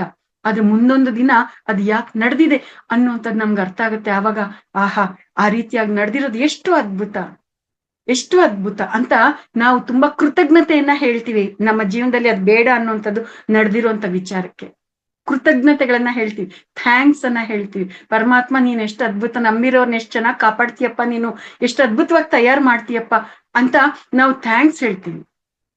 ನಾವು ಬೆಂಗಳೂರು ಹೋಗ್ಬೇಕಾಗಿರತ್ತೆ, ಬೆಂಗಳೂರು ಹೋಗ್ಬೇಕಾಗಿದ್ರೆ ಬಸ್ ಮಿಸ್ ಆಗೋಯ್ತು ಅಂತ ಅನ್ಕೊಂಡ್ರೆ, ಅಯ್ಯೋ ಬಸ್ ಮಿಸ್ ಆಗೋಯ್ತಲ್ಲ, ಭಗವಂತನ ನನ್ ಮೇಲೆ ಕರುಣೆನೇ ಇಲ್ಲ ಅಂತ ಭಗವಂತನ ನಾವು ದೂರ್ತಾ ಇರ್ತೀವಲ್ಲ. ಅದು ಬಿಟ್ಟು ಒಂದು ವೇಳೆ ನಾವು ಬೆಂಗಳೂರು ಹೋಗ್ಲೇಬೇಕು ಅಂತಂದಾಗ ಬಸ್ ಬದಲಾಗಿ ನಮ್ಗೊಂದು ಕಾರಲ್ಲಿ ಹೋಗುವಂತದ್ ವ್ಯವಸ್ಥೆ ಆಗ್ಬಿಡ್ತು ಅಂತಂದ್ರೆ ಇನ್ನೂ ಸಲೀಸಾಗಿ ಬಸ್ಸಲ್ಲಿ ಆದ್ರೆ ಅಲ್ಲಲ್ಲೂ ಸ್ಟಾಪ್ಗಳು ಕೊಟ್ಕೊಂಡು ಜನ ಹತ್ತಿರೋದು ಇರಿಟೇಷನ್ ಆದ್ದು ಇದು ಏನೇನೋ ಇರುತ್ತೆ. ಅದೇ ಕಾರಲ್ಲಿ AC ನಲ್ಲಿ ಕುತ್ಕೊಂಡು ಹಾಯಾಗಿ ಜಿಮ್ ಅಂತ ಹೊಟ್ಟೋಗ್ತಾ ಇದ್ರೆ ಬಸ್ಗಿಂತಲೂ ಫಸ್ಟೇ ನಾವು ತಲುಪಿರ್ತೀವಿ. ಓಹೋ, ಈ ಕಾರಣಕ್ಕೋಸ್ಕರ ಪರಮಾತ್ಮ ನೀನ್ ಬಸ್ಸನ್ನು ತಪ್ಸಿದ್ಯಾ, ನಿನ್ನ ಕರುಣೆನ ಅರ್ಥ ಮಾಡ್ಕೊಳ್ಳೋರು ಯಾರು, ನಿನ್ನ ಲೀಲೆಯನ್ನ ಅರ್ಥ ಮಾಡ್ಕೊಳ್ಳೋರು ಯಾರು ಅಂತ ಥ್ಯಾಂಕ್ಸ್ ಹೇಳೋವಂಥದ್ದೇ ಇರುತ್ತೆ. ಈ ರೀತಿಯಾಗಿ ಕೆಲವು ಸಂದರ್ಭಗಳಲ್ಲಿ ನಮ್ಗೆ ಅರ್ಥ ಆದ್ರೂ ಆಗದೆ ಇದ್ರು ನಮ್ಮ ಒಳ್ಳೇದಕ್ಕೆ ನಡೀತಾ ಇದೆ ಅನ್ನುವಂಥದ್ದು ಆ ಒಂದು ಕೋನದಲ್ಲಿ ಕೂಡ ನಾವು ಅರ್ಥ ಮಾಡ್ಕೊಳ್ಳುವಂಥದ್ದು ಇರುತ್ತೆ. ಇದು ಮಾಸ್ಟರ್ಸ್ ಆ ಒಂದು ಪ್ರಶ್ನೆಗೆ ನಮ್ಗೆ ಇಷ್ಟು ಕೋನಗಳಲ್ಲಿ ಉತ್ತರ ಅನ್ನುವಂಥದ್ದು ನಮ್ಗೆ ಸಿಗುವಂಥದ್ದು. ಆಮೇಲೆ ಇನ್ನೊಂದು ಪ್ರಶ್ನೆ ಇದೆ ಮಾಸ್ಟರ್ಸ್, ಹಿಂದಿನ ಕರ್ಮಗಳ ಪ್ರಭಾವ ಹೋಗ್ಬೇಕು ಅಂತಂದ್ರೆ ಏನ್ ಮಾಡ್ಬೇಕು? ಹಿಂದಿನ ಜನ್ಮಗಳಲ್ಲಿ ಅನೇಕ ಪಾಪ ಕರ್ಮಗಳನ್ನ ಮಾಡಿದೀವಿ, ಅನೇಕ ಕರ್ಮಗಳ ಫಲಗಳನ್ನ ಇವಾಗ ಹೊತ್ಕೊಂಡ್ ಬಂದ್ಬಿಟ್ಟಿದೀವಿ. ಹೆಜ್ಜೆ ಹೆಜ್ಜೆಗೂ ಸುತ್ತಿಗೆ ತಗೊಂಡ್ ಬಡಿತಾ ಇದಾವೆ ಆ ಕರ್ಮಗಳು. ಮುಂದಿಕ್ ಹೋಗೋದಿಕ್ ಬಿಡ್ತಾ ಇಲ್ಲ, ಮೇಲಕ್ಕೆ ಎದ್ದೊಳದಿಕ್ ಬಿಡ್ತಾ ಇಲ್ಲ. ಮುಂದಿಕ್ ಹೋಗೋಣ ಅಂತಂದ್ರೆ ಬರೀ ಮುಳ್ಳುಗಳು, ಬರೀ ಬೆಂಕಿನೇ ಇರುತ್ತೆ. ಮೇಲಕ್ಕೆ ಎದ್ದೋಳೋಣ ಅಂತಂದ್ರೆ ತಲೆ ಮೇಲೆ ಮೊಳೆಗಳನ್ನ ಹೊಡೆದು ನಮ್ಮನ್ನ ಕೆಳಕ್ಕೆ ಬೀಳ್ಸುವಂತದ್ದೇ ಇರುತ್ತೆ. ಹಿಂಗಾಗ್ತಾ ಇದೆ ಅಂತಂದ್ರೆ ಅದ್ರ ಹಿಂದೆ ಖಂಡಿತವಾಗಿಯೂ ಕೂಡ ಕರ್ಮ ಸಿದ್ಧಾಂತ ಅನ್ನುವಂಥದ್ದು ಕೆಲಸ ಮಾಡ್ತಾ ಇದೆ ಅಂತ ಅರ್ಥ. ಮಾಡ್ತಾ ಇರುವಂತದ್ದು ಒಳ್ಳೆ ಕೆಲ್ಸಗಳಾದ್ರೂ ಕೂಡ ಇಂಥ ಪೆಟ್ಟುಗಳು ನಮ್ಗೆ ಬೀಳ್ತಾ ಇದೆ ಅಂದ್ರೆ ಅಲ್ಲಿ ಕರ್ಮ ಸಿದ್ಧಾಂತ ಅನ್ನುವಂಥದ್ದು ಇರುತ್ತೆ. ಇನ್ನು ಅನೇಕ ಅಂಶಗಳು ಕೂಡ ಇರುತ್ತೆ. ಆ ಅನೇಕ ಅಂಶಗಳನ್ನ ಈ ಒಂದು ಪ್ರಶ್ನೆಗೆ ಉತ್ತರವಾಗಿ ನಮ್ಗೆ ಕೊಟ್ಟಿದ್ದಾರೆ. ಇಲ್ಲಿ ಅವ್ರು ಕೊಟ್ಟಿರ್ತಕ್ಕಂಥ ಮೊದಲನೇ ಒಂದು ವಿಚಾರ ಏನು ಅಂತಂದ್ರೆ, ನಾವು ಅನೇಕ ಪಾಪ ಕರ್ಮಗಳನ್ನ ಮಾಡಿರ್ತೀವಿ. ಅವ್ರು ಅನೇಕ ಜನರಿಗೆ ನಮ್ಮ ಮನಸ್ಸಿನಲ್ಲಿ ಕೋಪ, ದ್ವೇಷ, ಅಸೂಯೆ ಅನ್ನುವಂಥದ್ದು ತುಂಬಿಕೊಂಡಿರುತ್ತೆ. ಆ ರೀತಿಯಾಗಿ ಯಾರ್ಯಾರಿಗೆ ನಮ್ಮ ಬಗ್ಗೆ ಕೋಪ, ದ್ವೇಷ ಇದೆಯೋ ಗೊತ್ತಿಲ್ಲ. ಹಾಗಾಗಿ ನಾವು ಅವರನ್ನ ಧ್ಯಾನದಲ್ಲಿ ಕೂತ್ಕೊಂಡು ಕ್ಷಮಿಸಿ ಅಂತ ಕೇಳ್ಬೇಕು. ಕೆಲವು ಸಂದರ್ಭದಲ್ಲಿ ನೇರವಾಗಿ ಕೆಲವು ವ್ಯಕ್ತಿಗಳನ್ನ ಕ್ಷಮಿಸಿ ಅಂತ ಕೇಳಕ್ ಆಗೋದಿಲ್ಲ. ವಾಸ್ತವದಲ್ಲಿ ಪ್ರಾಕ್ಟಿಕಲ್ ಆಗಿ ಕೆಲವು ವ್ಯಕ್ತಿಗಳನ್ನ ನಾವು ಕ್ಷಮಿಸಿ ಅಂತ ಕೇಳಕ್ ಆಗೋದಿಲ್ಲ. ಆದರೆ ಧ್ಯಾನದಲ್ಲಿ ಕೂತು ನಾವು ಕೆಲಸವನ್ನ ಮಾಡ್ಬೋದಾಗಿದೆ. ಆ ರೀತಿಯಾಗಿ ನಾವು ತ್ರಿಕರಣ ಶುದ್ಧಿಯಿಂದ, ಅಂತಃಕರಣದಿಂದ, ಅಣುವು ಕಣದಿಂದ ನಾವು ಕ್ಷಮೆಯನ್ನ ಕೇಳಿದೀವಿ ಅಂದ್ರೆ ಕ್ಷಮೆ ಖಂಡಿತವಾಗಿಯೂ ಸಿಗುತ್ತೆ ಮಾಸ್ಟರ್ಸ್. ನನಗ್ ಸಿಕ್ಕಿದೆಯಲ್ಲ, ನಮ್ಮ ಅತ್ತೆ ಮಾವ ಕ್ಷಮಿಸಿದ್ರಲ್ಲ, ನನ್ ಗಂಡ ಕ್ಷಮಿಸಿದ್ರಲ್ಲ, ಈ ರೀತಿಯಾಗಿ ಕ್ಷಮೆ ಅನ್ನುವಂಥದ್ದು ಖಂಡಿತ ಸಿಗುತ್ತೆ. ಅಟ್ ದ ಸೇಮ್ ಟೈಮ್ ನಮ್ಗೆ ಯಾರ್ಯಾರೋ ಏನೇನೋ ನಮ್ಗೆ ತೊಂದರೆಗಳನ್ನ ಕೊಟ್ಟಿರ್ತಾರೆ. ಆ ಎಲ್ಲ ಕೂಡ ನಮ್ಮ ಸಬ್ ಕಾನ್ಶಿಯಸ್ ಮೈಂಡ್ ಅಲ್ಲಿ ರೆಕಾರ್ಡ್ ಆಗಿರುತ್ತೆ. ನೋವು, ದುಃಖ, ದುಗುಡ, ದುಮ್ಮಾನ, ಅವಮಾನದ ಭಾವನೆಗಳಿರುತ್ತೆ. ಆ ವ್ಯಕ್ತಿಗಳ ಜೊತೆ ಯಾರಿಂದ ನಮ್ಗೆ ತೊಂದರೆ ಆಗಿರುತ್ತೆ, ಆ ವ್ಯಕ್ತಿಗಳ ಜೊತೆ ನಮ್ಮ ಕನೆಕ್ಟಿವಿಟಿ ಹಾಗೆ ಇರುತ್ತೆ. ನಾವು ತಪ್ಪು ಮಾಡಿದ್ರು ಅವ್ರು ನೊಂದ್ಕೊಂಡಿದ್ರೆ ಅವ್ರಿಗೂ ನಮಗೂ ಕನೆಕ್ಟಿವಿಟಿ ಹಾಗೆ ಇರುತ್ತೆ. ಅವ್ರು ತಪ್ಪು ಮಾಡಿ ನಾವು ನೊಂದ್ಕೊಂಡಿದ್ರು ನಮಗೂ ಅವ್ರಿಗೂ ಕನೆಕ್ಟಿವಿಟಿ ಹಾಗೆ ಇರುತ್ತೆ. ಹಾಗಾಗಿ ಕ್ಷಮಿಸಿ ಅಂತ ಕೇಳಲೇಬೇಕಾಗತ್ತೆ, ನಾವು ಕ್ಷಮಿಸ್ಲೇಬೇಕಾಗತ್ತೆ. ಕ್ಷಮಿಸಿದಾಗ ಮತ್ತೆ ಕ್ಷಮಿಸಿ ಅಂತ ಕೇಳಿದಾಗ ಅದು ಯಾವ ರೀತಿಯಾಗಿ ಮೇಲ್ಮೇಲಿಕ್ಕಲ್ಲ. ಕ್ಷಮಿಸ್ಬೇಕಾ, ಕ್ಷಮೆ ಕೇಳ್ಬೇಕಾ, ಸಾರಿ ಅಂತಂದ್ರೆ ನಡೆಯೋದಿಲ್ಲ. ಕ್ಷಮಿಸಿದೀನಿ ಹೋಗು ಅಂತಂದ್ಬಿಟ್ಟು ಒಳಗಡೆ ವಿಷಯ ಇಟ್ಕೊಂಡಿದ್ರೆ ನಡೆಯೋದಿಲ್ಲ. 100ಕ್ಕೆ 100 ತ್ರಿಕರಣ ಶುದ್ಧಿಯಿಂದ ನಾವ್ ಆ ಕೆಲಸವನ್ನ ಮಾಡ್ಬೇಕಾಗುತ್ತೆ. ಕ್ಷಮಿಸಿದ್ದೀನಿ ಅಂತಂದ್ರೆ ಮತ್ತೆ ಆ ವ್ಯಕ್ತಿಗಳ ಬಗ್ಗೆ ನಮ್ಗೆ ನಮ್ಮ ಅಂತರಂಗದಲ್ಲಿ ಯಾವುದೇ ಕೋಪ, ದ್ವೇಷ, ವಿಕೃತ ಭಾವನೆಗಳು, ನಕಾರಾತ್ಮಕ ಭಾವನೆಗಳು ಇರಬಾರ್ದು. ಅದೇ ರೀತಿಯಾಗಿ ಬೇರೆಯವ್ರನ್ನು ಕೂಡ ನಾವು ಅವರು ವಿಕೃತ ಅಥವಾ ನಕಾರಾತ್ಮಕ ಭಾವನೆಗಳು ಇಲ್ಲದೆ ಇರೋ ಮಟ್ಟಕ್ಕೆ ಅವ್ರು ನಮ್ಮನ್ನ ಕ್ಷಮಿಸೋ ಹಾಗೆ ನಾವು ಅವ್ರನ್ನ ಕ್ಷಮೆ ಕೇಳ್ಬೇಕು. ಇದು ಒಳಗಡೆ ಇರುವಂತದ್ದು ಸ್ವಚ್ಛ ಆದ್ರೆ ಹೊರಗಡೆ ಎಲ್ಲ ಚೇಂಜ್ ಆಗ್ತಾ ಬರುತ್ತೆ ಅನ್ನುವಂಥದ್ದು. ಆ ರೀತಿಯಾಗಿ ನಮ್ಮ ಹಿಂದಿನ ಜನ್ಮದ ಕರ್ಮಗಳ ಪ್ರಭಾವ ಹೋಗ್ಬೇಕು ಅಂತಂದ್ರೆ ಕ್ಷಮಿಸ್ಬೇಕು, ಕ್ಷಮಿಸಿ ಅಂತ ಕೇಳ್ಬೇಕು.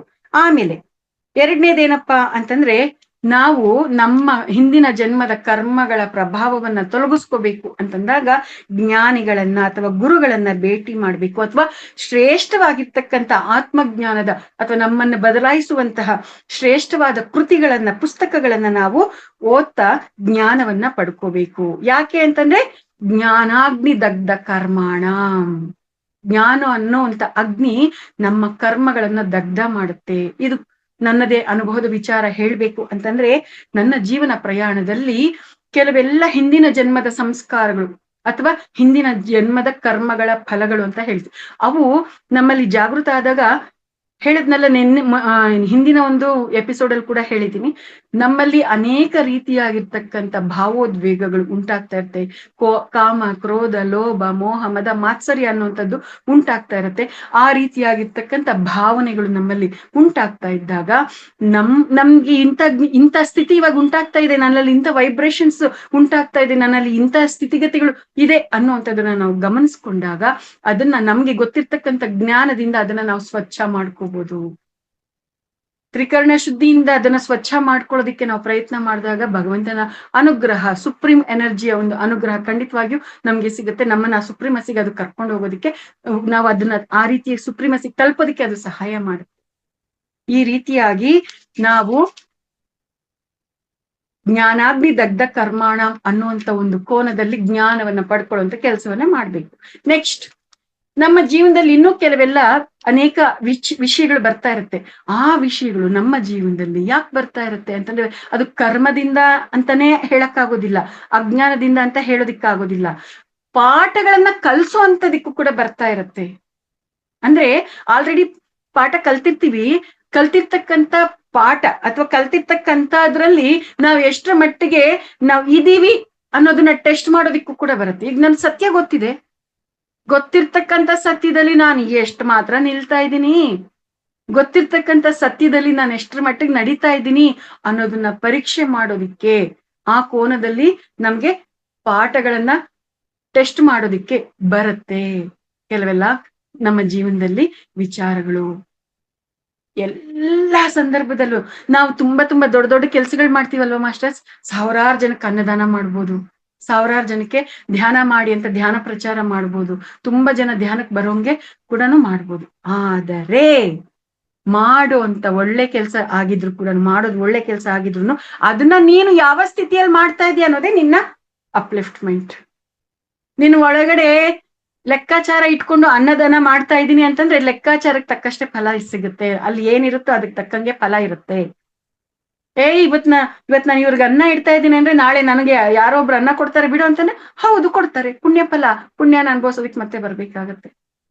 ಇವತ್ ನಾನು ಅವನು 100 ಜನಕ್ಕೆ ಅನ್ನ ಹಾಕಿದ್ದೇನೆ, ನಾನು 1000 ಜನಕ್ಕೆ ಅನ್ನ ಹಾಕಿದ್ದೀನಿ ಅಂತ ಅಹಮ್ಮನ್ನ ಸ್ಯಾಟಿಸ್ಫೈ ಮಾಡ್ಕೊಡೋದಿಕ್ಕೆ ನಾವು ಅಲ್ಲಿ ಅನ್ನದಾನ ಮಾಡ್ತಾ ಇದೀವಿ ಅಥವಾ ಪ್ರಸಾದ ವಿನಿಯೋಗ ಮಾಡ್ತಾ ಇದೀವಿ ಅಂತಂದ್ರೆ ನಮ್ಮ ಅಹಂ ಸ್ಥಿತಿನೇ ಅಲ್ಲಿ ಕೌಂಟ್ಗೆ ಬರುತ್ತೆ. ನಾವು ಮಾಡ್ತಾ ಇರ್ತಕ್ಕಂಥ ಪುಣ್ಯದ್ದು ಸ್ವಲ್ಪ ಏನಾದ್ರೂ ಒಂಚೂರು ಹಂಗಿದ್ರೆ ಉಳ್ದಿರ್ತಕ್ಕಂಥದ್ದು ಅದೇ ನಮ್ಮ ಸ್ಥಿತಿ ಏನಿದೆ ಅನ್ನೋದೇ ಕೌಂಟ್ ಬರುತ್ತೆ. ನಾವು ಶರೀರವನ್ನ ಬಿಟ್ಟು ಹೋದ್ಮೇಲೆ ನಮ್ಮ ಜೊತೆ ನಾನು ಇಷ್ಟೊಂದು ಪುಣ್ಯದ ಕೆಲಸ ಮಾಡಿದೀನಿ ಅಂತಂದ್ರೆ, ನೀನ್ ಇಷ್ಟೊಂದು ಪುಣ್ಯದ ಕೆಲಸ ಮಾಡಿದ್ರು ಇಂಥ ಸ್ಥಿತಿಯಲ್ಲಿ ಮಾಡಿದೀಯಾ ಅಂತ ನಮ್ಮ ಸಿನಿಮಾ ನಮ್ಗೆ ತೋರಿಸ್ತಾರ. ಇದು ನಮ್ಗೆ ತಿಳಿಸಿರ್ತಕ್ಕಂಥ ವಿಚಾರ. ಹಾಗಾಗಿ ನಾವ್ ಎಷ್ಟು ಉನ್ನತವಾಗಿರ್ತಕ್ಕಂಥ ಒಳ್ಳೆ ಒಳ್ಳೆ ಕೆಲಸಗಳನ್ನ ಮಾಡ್ತೀವಿ ಅನ್ನೋದು ಏನಿದೆ, ಅದನ್ನ ನಾವ್ ಯಾವ ಸ್ಥಿತಿಯಲ್ಲಿ ಮಾಡ್ತೀವಿ ಅನ್ನೋದೇ ಅತಿ ಮುಖ್ಯವಾಗಿರ್ತಕ್ಕಂಥ ವಿಷಯ. ಹಾಗಾಗಿ ನಮ್ಮ ಜೀವನದಲ್ಲಿ ಏನಾದ್ರೂ ಬಂತು ಅಂತಂದ್ರೆ ಅದ್ರಿಂದ ನಾವು ಪಾಠ ಕಲಿಯೋದಿದ್ಯಾ, ಸರಿಪಡಿಸ್ಕೋಬೇಕಾಗಿರೋದಿದ್ಯಾ, ಏನಕ್ಕೆ ಬಂದಿದೆ ಅನ್ನುವಂಥ ಕೋನದಲ್ಲಿ ನಾವು ಅದನ್ನ ಅರ್ಥ ಮಾಡ್ಕೋಬೇಕು. ಇನ್ನ ಮತ್ತೊಂದು ಕೋನದಲ್ಲಿ ನಮ್ಗೆ ತಿಳಿಸಿದ್ದಾರೆ, ನಮ್ಮ ಹಿಂದಿನ ಜನ್ಮದ ಕರ್ಮಗಳ ಪ್ರಭಾವ ನಮ್ಮ ಮೇಲೆ ಇರಬಾರ್ದು ಅಂತಂದ್ರೆ ಧ್ಯಾನ ಸಾಧನೆ ಮಾಡ್ಬೇಕು ಅನ್ನುವಂಥದ್ದು ನಮ್ಗೆ ತಿಳಿಸಿದ್ದಾರೆ. ಧ್ಯಾನದಿಂದ ಜ್ಞಾನ, ಜ್ಞಾನದಿಂದ ಮುಕ್ತಿ. ಮುಕ್ತಿ ಅಂತಂದ್ರೆ ಏನು? ಸತ್ತೋದ್ಮೇಲೆ ಕೈಲಾಸಕ್ಕೆ ಹೋಗೋದೋ ಸ್ವರ್ಗಕ್ಕೆ ಹೋಗೋದೋ ಮುಕ್ತಿ ಅಂತ ತುಂಬಾ ಜನ ಅನ್ಕೊಳ್ತಾ ಇರ್ತಾರಲ್ಲ, ಅದಲ್ಲ ಮುಕ್ತಿ ಅಂತಂದ್ರೆ. ಈ ಮೊಮೆಂಟ್ ಅಲ್ಲಿ ನಾನು ಯಾವ ಒಂದು ಅಜ್ಞಾನದ ಸ್ಥಿತಿಯಲ್ಲಿ ಇದ್ದೀನಿ, ಆ ಅಜ್ಞಾನದ ಸ್ಥಿತಿಯಿಂದ ಹೊರಕ್ ಬರೋದೇ ಮುಕ್ತಿ. ಯಾವ್ದಾದ್ರು ದುಃಖದಲ್ಲಿ ಸಿಕ್ಕಾಕೊಂಡಿದೀನಿ ಅಂತಂದ್ರೆ ಆ ದುಃಖದಿಂದ ನಾನು ಹೊರಕ್ ಬರೋದೇ ಮುಕ್ತಿ. ಏನಾದ್ರೂ ಡಿಸ್ಟರ್ಬೆನ್ಸ್ ನನ್ನ ಒಳಗಡೆ ಬಂದಿದೆ ಅಂತಂದ್ರೆ ಆ ಡಿಸ್ಟರ್ಬೆನ್ಸ್ ಇಂದ ಆಚೆಗೆ ಬರೋದೇ ಮುಕ್ತಿ. ಎಂಥದ್ದೇ ನಮ್ಗೆ ಏನೇ ನಮ್ಮ ಮನಸ್ಸಿನಲ್ಲಿ ಉಂಟಾಗ್ತಾ ಇದ್ರು ಕೂಡ ಅದನ್ನ ಗಮನಿಸ್ತಾ ಅದ್ರಿಂದ ಆಚೆಗೆ ಬರೋದೇ ಮುಕ್ತಿ. ಈ ರೀತಿಯಾಗಿ ಪ್ರತಿಯೊಂದನ್ನು ಗಮನಿಸ್ಕೊಳ್ತಾ ಪ್ರತಿಯೊಂದರಿಂದನೂ ನಾವು ತಕ್ಷಣ ಆಚೆಗೆ ಬರ್ತಾ ಇದ್ರೆ ಅಂತವ್ರನ್ನ ನಿತ್ಯ ಮುಕ್ತರು ಅಂತ ಕರೀತಾರೆ. ನಿತ್ಯ ಮುಕ್ತರು ಅಂತ ಕರೀತಾರೆ. ಅವ್ರಿಗೆ ಬಂಧನ ಅನ್ನುವಂಥದ್ದು ಅಲ್ಲಿ ಬರೋದಿಕ್ ಸಾಧ್ಯ ಇಲ್ಲ, ಯಾವ್ದವ್ರನ್ನ ಕಟ್ಟಾಕೋದಿಕ್ಕೆ ಸಾಧ್ಯ ಇಲ್ಲ. ಯಾಕೆ ಅಂತಂದ್ರೆ ಅವ್ರಿಗೆ ಜ್ಞಾನ ಗೊತ್ತಿದೆ, ಸತ್ಯ ಗೊತ್ತಿದೆ. ಅಲ್ಲಿ ಏನಾದ್ರು ಡಿಸ್ಟರ್ಬೆನ್ಸ್ ಬಂತು ಅಂದ್ರೆ ಆ ಮೊಮೆಂಟ್ ಅಲ್ಲಿ ತಕ ಅಂತ ಕುಣಿಯೋಂಗಾಗತ್ತೆ, ಅಳೋಂಗಾಗತ್ತೆ, ಎಗರ್ಲಾಡೋಂಗಾಗತ್ತೆ, ಅಷ್ಟೇ. ನೆಕ್ಸ್ಟ್ ಆಯ್ತು ಬಿಟ್ಟಾಕ್ ಅಂತ ಅಂದ್ಬಿಟ್ಟು ತಕ್ಷಣ ಅದರಿಂದ ಆಚೆಗೆ ಬರ್ತಾರೆ. ಅವ್ರವ್ರು ಮಾಡಿದವ್ರವ್ರಿಗೆ ಅವ್ರದೇ ಧರ್ಮ, ಅವ್ರದೇ ಕರ್ಮ. ನನ್ನ ಧರ್ಮದಲ್ಲಿ ನಾನಿದ್ದೀನಿ, ನನ್ನ ಕರ್ಮದಲ್ಲಿ ನಾನಿದ್ದೀನಿ, ನನ್ನ ಬಗ್ಗೆ ನನಗೆ ಕ್ಲಾರಿಟಿ ಇದೆ. ಅವ್ರ ಬಗ್ಗೆ ಅವ್ರಿಗೆ ಹೆಂಗಾದ್ರೂ ಮಾಡ್ಕೊಳ್ಳಿ, ನಂದು it's not my problem, it's not my issue ಅಂತಂದ್ಬಿಟ್ಟು ನಾವು ಆಚೆ ಬರ್ತೀವಿ. ಈ ರೀತಿಯಾಗಿ ಧ್ಯಾನ ಸಾಧನೆ ಅನ್ನುವಂಥದ್ದು ಮಾಡ್ತಾ ಇದ್ದಾಗ ಆ ಹಿಂದಿನ ಜನ್ಮದ ಕರ್ಮಗಳ ಪ್ರಭಾವ ಎಂಥದಾದ್ರೂ ಇರ್ಲಿ ನಮ್ಮ ಮನಸ್ಸಿನಲ್ಲಿ, ಅದೆಲ್ಲದ್ರಿಂದ ನಾವು ಆಚೆಗೆ ಬರೋದಿಕ್ಕೆ ಸಾಧ್ಯ ಆಗತ್ತೆ. ಈ ರೀತಿಯಾಗಿ ಈ ಒಂದು ಪ್ರಶ್ನೆಗೆ ವಿವರಣೆಗಳನ್ನ ಕೊಟ್ಟಿರುವಂತದ್ದು ಮಾಸ್ಟರ್ಸ್ ಪ್ರಕೃತಿ ಉಮಾ ಮಹೇಶ್ ಅವರು. ನೆಕ್ಸ್ಟ್ ಇನ್ನೊಂದು ಪ್ರಶ್ನೆನ ಇದ್ರಲ್ಲಿ ಕೊಟ್ಟಿರುವಂತದನ್ನ ಗಮನಿಸೋಣ. ನಮ್ಮ ಭವಿಷ್ಯದ ಮೇಲೆ ನಮ್ಮ ಸುತ್ತಮುತ್ತಲಿನ ಪರಿಸರದ ಪ್ರಭಾವ ಮತ್ತು ನಮ್ಮ ಸುತ್ತಮುತ್ತಲಿನ ಜನರ ಪ್ರಭಾವ ಹೇಗಿರುತ್ತೆ? ಸಹವಾಸ ದೋಷದಿಂದ ಸನ್ಯಾಸಿ ಕೆಟ್ಟ ಅಂತ ಹೇಳ್ತಾರಲ್ವಾ, ಅಂದ್ರೆ ನಮ್ ಸುತ್ತಲೂ ಇರೋರ್ ಸಹವಾಸ ಹೇಗಿರುತ್ತೆ ಅನ್ನೋದು ಪ್ರಭಾವ ನಮ್ಮ ಮೇಲೆ ಖಂಡಿತ ಬೀಳ್ತಾ ಇರುತ್ತೆ. ನಮ್ ಸುತ್ತಲೂ ಇರ್ತಕ್ಕಂತ ಒಂದು ಜನರು ಎಂತವ್ರಾಗಿರ್ತಾರೆ, ಖಂಡಿತ ಅವ್ರ ಪ್ರಭಾವ ನಮ್ಮ ಮೇಲೆ ಬೀಳ್ತಾ ಇರುತ್ತೆ. ಈ ಒಂದು ಕೋನದಲ್ಲಿ ಈ ವಿಷಯ ಗೊತ್ತಾದಾಗ ನನ್ನಲ್ಲಿ ನೂರಾರು ಪ್ರಶ್ನೆಗಳೆದ್ಬಿಟ್ವು. ಬೇರೆಯವ್ರ ಪ್ರಭಾವ ನಮ್ಮ ಮೇಲೆ ಬೀಳುತ್ತಾ? ಬೇರೆಯವರ ಅಂದ್ರೆ ಈ ಸುತ್ತಮುತ್ತಲು ಪರಿಸರದ ಪ್ರಭಾವ ನನ್ನ ಮೇಲೆ ಬೀಳುತ್ತಾ? ಅದು ಹೆಂಗೆ ಅನ್ನುವಂತ ಅನೇಕ ಪ್ರಶ್ನೆಗಳು ನನ್ನಲ್ಲಿ ಉಂಟಾದಾಗ ಒಂದೇ ಆನ್ಸರ್ ಮಾಸ್ಟರ್ಸ್ ಎಲ್ಲಾ ಪ್ರಶ್ನೆಗಳಿಗೂ. ಬೇರೆಯವರ ಪ್ರಭಾವ ಅಥವಾ ಸುತ್ತಲಿನ ಪರಿಸರದ ಪ್ರಭಾವ ನನ್ನ ಮೇಲೆ ಯಾವಾಗ ಪ್ರಭಾವ ಬೀರುತ್ತೆ ಅಂತಂದ್ರೆ, ನಾನು ಬಲಹೀನವಾಗಿದ್ದಾಗ, ನಾನ್ ವೀಕ್ ಆಗಿದ್ದಾಗ ಬೇರೆಯವರು ನನ್ನನ್ನ ಇನ್ಫ್ಲೂಯೆನ್ಸ್ ಮಾಡ್ತಾರೆ. ನಾನ್ ವೀಕ್ ಆಗಿದ್ದಾಗ ನನ್ನ ಸುತ್ತಲೂ ಇರುವಂತ ಪರಿಸರನು ನನ್ನನ್ನ ಇನ್ಫ್ಲೂಯೆನ್ಸ್ ಮಾಡುತ್ತೆ. ಈಗ ನಾನು ಸಂತೋಷವಾಗಿದ್ದೀನಿ, ಯಾರೋ ಒಬ್ರು ಬಂದು ಏನೋ ಒಂದು ಮಾತಂದ್ರು ಅಂತ ಅಂದ್ಕೊಳ್ರಿ. ಅವ್ರ ಆ ಮಾತು ಅಂದಿದ್ದಾರೆ ಅಂತಂದ್ರೆ ನಾನಿಲ್ಲಿ ಡಿಸ್ಟರ್ಬ್ ಆಗಿದ್ದೀನಿ, ನಾನು ಅಳ್ತಾ ಇದ್ದೀನಿ, ಕೊರಗ್ತಾ ಇದ್ದೀನಿ ಅಥವಾ ಕೋಪ ಮಾಡ್ಕೋತಾ ಇದ್ದೀನಿ ಅಂತಂದ್ರೆ ಅವ್ರಿಗೆ ನಮ್ಮನ್ನ ಡಿಸ್ಟರ್ಬ್ ಮಾಡುವಂತ ಪವರ್ ಅವ್ರ ಮಾತಿಗಿದೆ ಅಂತ ಅರ್ಥ. ಅಬ್ಬಾ, ಈ ಆಂಗಲ್ ಅಲ್ಲಿ ಬೇರೆಯವರು ನನ್ ಮೇಲೆ ಇನ್ಫ್ಲೂಯೆನ್ಸ್ ಮಾಡಿ ನನ್ನನ್ನು ಡಿಸ್ಟರ್ಬ್ ಮಾಡ್ತಾ ಇದ್ದಾರೆ, ಅವ್ರು ನನಗಿಂತಲೂ ಪವರ್ಫುಲ್ ಆಗಿದ್ದಾರೆ, ಅವ್ರ ನೆಗೆಟಿವಿಟಿ ಪವರ್ಫುಲ್ ಆಗಿದೆ ಅನ್ನೋಂಥದ್ದು ಗೊತ್ತಾದ್ರೆ ಝೀ ಅಂತ ಎದ್ದೇಳುತ್ತೆ ಮಾಸ್ಟರ್ಸ್ ಒಳಗಡೆ ಇರುವಂತ ಪವರ್. ಎಷ್ಟು ಅದ್ಭುತವಾಗಿ ತಿಳಿಸಿದಾರೆ ನೋಡ್ರಿ ಪ್ರಕೃತಿ ಉಮಾ ಮಹೇಶ್ ಅವರು. ಎಷ್ಟು ಥ್ಯಾಂಕ್ಸ್ ಹೇಳಿದ್ರು ಕೂಡ ಸಾಕಾಗೋದಿಲ್ಲ. ಅಂದ್ರೆ ನಾವು ಶಕ್ತಿಶಾಲಿಗಳಾಗಿ ತಯಾರಾಗ್ಬೇಕು. ನಾವು ಪವರ್ಫುಲ್ ಆಗಿದ್ದಾಗ ವ್ಯಕ್ತಿಗಳಾಗ್ಲಿ ಪರಿಸರ ಆಗ್ಲಿ ನಮ್ಮ ಮೇಲೆ ಪ್ರಭಾವ ಬೀರೋದಿಲ್ಲ. ಕೆಸರಲ್ಲಿ ಕಮಲ ಯಾವ ರೀತಿಯಾಗಿ ಇರುತ್ತೆ, ಆದ್ರೆ ಕೆಸರನ್ನ ಅಂಟಿಸ್ಕೊಳ್ದಂಗಿರುತ್ತೆ. ಕೆಸರಲ್ಲಿದ್ರು ಕೆಸರನ್ನ ಅಂಟಿಸ್ಕೊಳ್ಳೋದಿಲ್ಲ. ಎಲೆ ಮೇಲೆ ಕಮಲದ ಎಲೆ ಮೇಲೆ ನೀರ್ ಬಿದ್ರು ಅದಕ್ಕೆ ನೀರ್ ಅಂಟ್ಕೊಳ್ಳೋದಿಲ್ಲ. ಆ ರೀತಿಯಾಗಿ ನಾವು ಅದ್ಭುತವಾಗಿ ತಯಾರಾಗ್ತೀವಿ. ಇದು ಮಾಸ್ಟರ್ಸ್ ನಮ್ಮ ಸುತ್ತಮುತ್ತಲು ಪರಿಸರ ಹೇಗಿದ್ರು, ನಮ್ಮ ಸುತ್ತಮುತ್ತಲು ಇರುವಂತ ಜನ ಹೇಗಿದ್ರು, ನಾವು ಪವರ್ಫುಲ್ ಆಗಿದ್ದಾಗ ಅದ್ಯಾವುದು ನಮ್ಮ ಮೇಲೆ ಪ್ರಭಾವವನ್ನ ಬೀರೋದಿಕ್ಕೆ ಸಾಧ್ಯ ಇಲ್ಲ. ನೆಕ್ಸ್ಟ್ ಇನ್ನೊಂದು ಪ್ರಶ್ನೆ ಇದೆ, ಒಂಟಿತನವನ್ನ ಗೆಲ್ಲೋದು ಹೇಗೆ? ಒಂಟಿತನ ಅಂತಂದ್ರೆ ನನಗೆ ಯಾರು ಇಲ್ಲ, ನನ್ನವರು ಅನ್ನೋರು ಯಾರು ಇಲ್ಲ, ನಾನೊಬ್ಳೆ, ನಾನು ಯಾರಿಗೂ ಬೇಕಾಗಿಲ್ಲ, ನನ್ ಬಗ್ಗೆ ಯಾರಿಗೂ ಪ್ರೀತಿ ಇಲ್ಲ ಈ ರೀತಿಯಾಗಿರ್ತಕ್ಕಂಥ ಆಲೋಚನೆಗಳು ನಮ್ಮಲ್ಲಿ ಬರ್ತಾ ಇದೆ ಅಂತಂದ್ರೆ ನಾವು ಒಂಟಿತನ ನಮ್ಮನ್ನ ಕಾಡ್ತಾ ಇದೆ ಅಂತ ಅರ್ಥ. ಏಕಾಂಗಿತನಕ್ಕೂ ಒಂಟಿತನಕ್ಕೂ ವ್ಯತ್ಯಾಸ ಇದೆ. ಏಕಾಂಗಿತನದಲ್ಲಿ ದುಃಖ ಇರೋದಿಲ್ಲ, ಒಂಟಿತನದಲ್ಲಿ ದುಃಖ, ದುಗುಡ, ದುಮ್ಮಾನ, ಅವಮಾನ ಎಲ್ಲ ಇರತ್ತೆ. ಏಕಾಂಗಿತನದಲ್ಲಿ ಇವೇನು ಇರೋದಿಲ್ಲ, ಆನಂದ ಇರತ್ತೆ. ಅಂದ್ರೆ ಏಕಾಂಗಿತನ ಅನ್ನುವಂಥದ್ದು ನಮ್ಮ ಆತ್ಮ ಮೂಲದಿಂದ ಬರುವಂಥದ್ದು. ಒಂಟಿತನ ಅನ್ನುವಂಥದ್ದು ನಮ್ಮ ಮನಸ್ಸಿನಿಂದ ಬರುವಂಥದ್ದು. ಇದು ವ್ಯತ್ಯಾಸ ಇದೆ, ಅರ್ಥ ಮಾಡ್ಕೊಳ್ಳೋಣ. ಎರಡಕ್ಕೂ ಒಂದೇ ರೀತಿಯಾಗಿರ್ತಕ್ಕಂಥ ಪದಗಳನ್ನ ಬಳಸ್ತಾ ಇರ್ತಾರೆ ತುಂಬಾ ಜನ. ಒಂಟಿತನ ಬೇರೆ, ಏಕಾಂಗಿತನ ಬೇರೆ. ಹಾಗಾಗಿ ಒಂಟಿತನ ಅನ್ನುವಂಥದ್ದು ನಮ್ಮಲ್ಲಿ ಇದೆ ಅಂತ ಒಂದು ನೋವು, ದುಃಖದ ಸ್ಥಿತಿಯಲ್ಲಿ ನಾವಿದ್ದೀವಿ ಅಂತಂದ್ರೆ ಅದರ ಅರ್ಥ ಏನು? ನಮ್ಮ ಆನಂದ, ನಮ್ಮ ಅಭಿವೃದ್ಧಿ ಎಲ್ಲ ಕೂಡ ಬೇರೆಯವ್ರ ಮೇಲೆ ಡಿಪೆಂಡ್ ಆಗಿದೆ ಅಂತ ಅರ್ಥ. ಬೇರೆಯವರು ನಮ್ಗೆ ಅವೆಲ್ಲವನ್ನು ಕೊಟ್ರೆ ನಾನು ಹ್ಯಾಪಿಯಾಗಿರ್ತೀನಿ ಅಂತ ಅರ್ಥ. ಅವ್ರು ಕೊಟ್ರೆ ಹ್ಯಾಪಿನೆಸ್ ಇರುತ್ತೆ, ಅವ್ರು ಕೊಡ್ಲಿಲ್ಲ ಅಂದ್ರೆ ಹ್ಯಾಪಿನೆಸ್ ಇರಲ್ಲ. ಆಹಾ, ಇದು ಒಂದು ನಮ್ ಬದುಕು. ಇದನ್ನೇ ನಾವು ಸೀಳ್ಕೊಂಡು ಆಚೆಗೆ ಬರ್ಬೇಕಾಗಿರೋದು ಮಾಸ್ಟರ್ಸ್. ಈ ರೀತಿಯಾಗಿ ತುಂಬಾ ಜನ ಇದೀವಿ ಮಾಸ್ಟರ್ಸ್. ನಾವು ತುಂಬಾ ಜನ ಇದೀವಿ ಇಂಥ ಸ್ಥಿತಿಗತಿಗಳಲ್ಲಿ. ಗಂಡನ ಮೇಲೆ ಡಿಪೆಂಡ್ ಆಗ್ತೀವಿ ಹ್ಯಾಪಿನೆಸ್ಗೆ ಮಕ್ಕಳ ಮೇಲೆ ಡಿಪೆಂಡ್ ಆಗ್ತೀವಿ, ಹ್ಯಾಪಿನೆಸ್ಗೆ ತಂದೆ ತಾಯಿ ಮೇಲೆ ಡಿಪೆಂಡ್ ಆಗ್ತೀವಿ, ಹ್ಯಾಪಿನೆಸ್ಗೆ ನಾವು ಫ್ರೆಂಡ್ಸ್ ಮೇಲೆ ಡಿಪೆಂಡ್ ಆಗ್ತೀವಿ, ಕೊಲೀಗ್ಸ್ ಮೇಲೆ, ಸ್ಟೂಡೆಂಟ್ಸ್ ಮೇಲೆ, ಎಲ್ಲರ ಮೇಲೂ ಡಿಪೆಂಡ್ ಆಗ್ತೀವಿ, ಅಕ್ಕಪಕ್ಕದವ್ರ ಮೇಲೆ ಕೂಡ ಡಿಪೆಂಡ್ ಆಗ್ತೀವಿ. ಈ ಡಿಪೆಂಡೆನ್ಸ್ ಇರೋವರೆಗೂ ಅಕ್ಕಪಕ್ಕ ಚೆನ್ನಾಗಿ ಮಾತಾಡ್ತಾ ಇದ್ರೆ ಹ್ಯಾಪಿ ಆಗಿರ್ತೀವಿ. ಅವ್ರೊಂಚೂರು ಮುನ್ಸ್ಕೊಂಡ್ರೆ ಅಂತ ಮೂತಿ ಪಕ್ಕಕ್ಕೆ ತಿರ್ಗಿಸ್ಕೊಂಡ್ರೆ ಅವಾಗ ಮತ್ತೆ ನಮ್ಗೆ ದುಃಖ ಅನ್ನುವಂಥದ್ದು ಬರುತ್ತೆ. ಅಬ್ಬಬ್ಬಬ್ಬಬ್ಬಾ, ಎಷ್ಟು ಭಯಂಕರವಾಗಿರುತ್ತೆ ಈ ರೀತಿಯಾಗಿರ್ತಕ್ಕಂಥ ಸ್ಥಿತಿ. ನಮ್ಮಲ್ಲಿ ಅದೆಂಥ ದುಃಖ ಅನ್ನುವಂಥದ್ದು ಉಂಟು ಮಾಡುತ್ತೆ ಮಾಸ್ಟರ್ಸ್. ಈ ರೀತಿಯಾಗಿ ಅನೇಕ ಕೋನಗಳಲ್ಲಿ ನಮಗೆ ಗೊತ್ತಿಲ್ಲದೆ ದುಃಖವನ್ನ ಸೃಷ್ಟಿ ಮಾಡ್ಕೊಳ್ತಾ ಇದ್ದೀವಿ, ನೋವನ್ನ ಸೃಷ್ಟಿ ಮಾಡ್ಕೊಳ್ತಾ ಇದೀವಿ, ಅದರಿಂದ ಶರೀರದ ಆರೋಗ್ಯನ ಹಾಳು ಮಾಡ್ಕೊಳ್ತಾ ಇದ್ವಿ. ಸೈಕೋಸೊಮ್ಯಾಟಿಕ್ ಡಿಸೀಸಸ್ ಇವನ್ನ ನಾವು ತಂದ್ಕೊಳ್ತಾ ಇದ್ದೀವಿ. ಎಷ್ಟೋ ಸರ್ತಿ ಡಾಕ್ಟರ್ ಹತ್ರಕ್ಕೆ ಹೋದ್ರೆ, ಅಮ್ಮ ಔಷಧಿಗಳು ನಿಮ್ ಕೆಲಸ ಮಾಡಲ್ಲ, ಒಂದಷ್ಟು ದಿನ ಎಲ್ಲಾರು ಹೊರಗಡೆ ಓಡಾಡ್ಕೊಂಡ್ ಬನ್ರಿ ಅಂತ ಹೇಳ್ತಾರೆ. ಯಾಕೆ ಅಂತಂದ್ರೆ ಔಷಧಿಗಳು ನಮ್ಮನ್ನ ಗುಣಪಡಿಸೋದಿಕ್ಕೆ ನಮ್ಮ ಶರೀರದಲ್ಲಿ ಅದು ಚೆನ್ನಾಗೆ ಕೆಲಸ ಮಾಡ್ತಾ ಇದ್ರು ನಮ್ಮ ಮನ್ಸು ಆ ಔಷಧಿಗಳ ಒಂದು ಒಳ್ಳೆ ಕೆಲ್ಸನ ಮತ್ತೆ ಎಲ್ಲ ಕಸ ಮಾಡ್ಬಿಡತ್ತೆ, ಮತ್ತೆ ಅದೇ ಕಸ ತುಂಬುತ್ತೆ. ಅಲ್ಲಿ ಕ್ಲೀನ್ ಆಗ್ತಾ ಇದ್ರೆ ಮತ್ತೆ ಮನಸ್ಸು ಕಸ ತುಂಬ್ತಾ ಇರುತ್ತೆ. ಅದಕ್ಕೆ ಮೊದಲು ಮನಸ್ಸು ಸ್ವಚ್ಛ ಆಗೋವರೆಗೂ ರೋಗಗಳು ವಾಸಿ ಆಗೋದಿಲ್ಲ. ಎಲ್ಲಾ ರೋಗಗಳು ಕೂಡ ನಮ್ಮ ಮನಸ್ಸಿನ ಸ್ಥಿತಿಗತಿಗಳಿಂದ, ಸೈಕೋಸೊಮ್ಯಾಟಿಕ್ ಡಿಸೀಸಸ್ ಇರುವಂತದ್ದು ಮಾಸ್ಟರ್ಸ್. ಇದನ್ನೆಲ್ಲ ಕೂಡ ನಾವು ಅರ್ಥ ಮಾಡ್ಕೊಂಡ್ರೆ ನಾವು ನಮ್ಮ ಜೀವನದಲ್ಲಿ ತುಂಬಾ ತುಂಬಾ ತುಂಬಾ ಆನಂದವಾಗಿ ಇರೋದಿಕ್ಕೆ ಸಾಧ್ಯ ಆಗತ್ತೆ. ಈ ಒಂದು ಪುಸ್ತಕವನ್ನ ಉಳಿದಿರ್ತಕ್ಕಂಥ ವಿಚಾರಗಳನ್ನ ಆಳವಾಗಿ ತಿಳ್ಕೋಬೇಕು ಅಂತಂದ್ರೆ ನೀವು ಸ್ವತಃ ಈ ಪುಸ್ತಕವನ್ನ ಓದ್ಬೇಕಾಗತ್ತೆ ಮಾಸ್ಟರ್ಸ್. ನೀವು ಓದಿದಾಗ, ನಿಮ್ಗೆ ಬೇಸರ ಆಗಿದ್ದಾಗ ಈ ಪುಸ್ತಕವನ್ನ ಓದಿದ್ರೆ ಅದು ಎಷ್ಟು ಎನರ್ಜಿ ಟಾನಿಕ್ ತರ ಕೆಲಸ ಮಾಡುತ್ತೆ ಅನ್ನುವಂಥದ್ದು ಅನುಭವ ಇರೋರು ತಮ್ಮ ವಿಚಾರಗಳನ್ನ ನನ್ನ ಹತ್ರ ಫೋನ್ ಮಾಡಿ ಹಂಚ್ಕೊಂಡಾಗ, ಮುಖಾಮುಖಿಯಾಗಿ ಭೇಟಿ ಮಾಡಿದಾಗ ಹಂಚ್ಕೊಂಡಾಗ, ಅಬ್ಬಾ ಯಾವ ಒಂದು ಆಲೋಚನೆಯಿಂದ ನಾನು ಈ ಪುಸ್ತಕನ ಬರ್ದಿದ್ನೋ ಸಾರ್ಥಕ ಆಯ್ತು ನನ್ನ ಜನ್ಮ ಅನ್ನುವಂಥ ಸಂತೃಪ್ತಿ ನನ್ಗೆ ಸಿಗುತ್ತೆ ಮಾಸ್ಟರ್ಸ್. ಎಸ್, ಇದಿಷ್ಟು ವಿಚಾರಗಳು ಇವತ್ತಿನ ದಿನ ಭಿನ್ನವಾಗಿ ಆಲೋಚಿಸು ಪುಸ್ತಕದ ಎಲ್ಲಾ ಚಾಪ್ಟರ್ಗಳ ಬಗ್ಗೆ ಎಷ್ಟು ಸಾಧ್ಯ ಆಗುತ್ತೋ ಅಷ್ಟು ಓವರ್ ಆಲ್ ಸಾರಾಂಶವನ್ನ, ಸಂದೇಶವನ್ನ, ಆ ಚಾಪ್ಟರ್ಸ್ ನಲ್ಲಿ ಇರ್ತಕ್ಕಂಥ ಸಂದೇಶದ ವಿಚಾರಗಳನ್ನ ನಿಮ್ ಜೊತೆ ಹಂಚ್ಕೊಳ್ಳೋದಿಕ್ ಮಾತ್ರ ಅವಕಾಶ ಆಯ್ತು. ಈ ಅವಕಾಶವನ್ನ ಕೊಟ್ಟಿರ್ತಕ್ಕಂಥ ಮಹಾವತಾರ್ ಫೌಂಡೇಶನ್ಗೆ, ರಂಗನಾಥ್ ಸರ್ ಅವ್ರಿಗೆ, ಮತ್ತು ಈ ಒಂದು ಸೆಷನ್ ಅಲ್ಲಿ ತೆರೆ ಮುಂದೆ ತೆರೆ ಹಿಂದೆ ಯಾರ್ಯಾರೆಲ್ಲ ಪರಮಾತ್ಮ ಸ್ವರೂಪ ನೀವು ಕೆಲಸ ಮಾಡ್ತಾ ಇದ್ರಿ, ನಿಮ್ಗೆಲ್ಲಾರ್ಗೂ ಕೂಡ ಆತ್ಮಪೂರ್ವಕವಾಗಿರ್ತಕ್ಕಂಥ ಧನ್ಯವಾದಗಳು ಮತ್ತೆ ಕೃತಜ್ಞತೆಗಳು. ಈ ಜ್ಞಾನವನ್ನ ಕೇಳಿಸ್ಕೊಳ್ತಾ ಇರ್ತಕ್ಕಂಥ ಎಲ್ಲರಿಗೂ ಕೂಡ ಧನ್ಯವಾದಗಳು ಮತ್ತೆ ಕೃತಜ್ಞತೆಗಳು. Thank you, thank you, thank you very much. ನಮಸ್ತೆ ಮೇಡಮ್. ನಮಸ್ತೆ.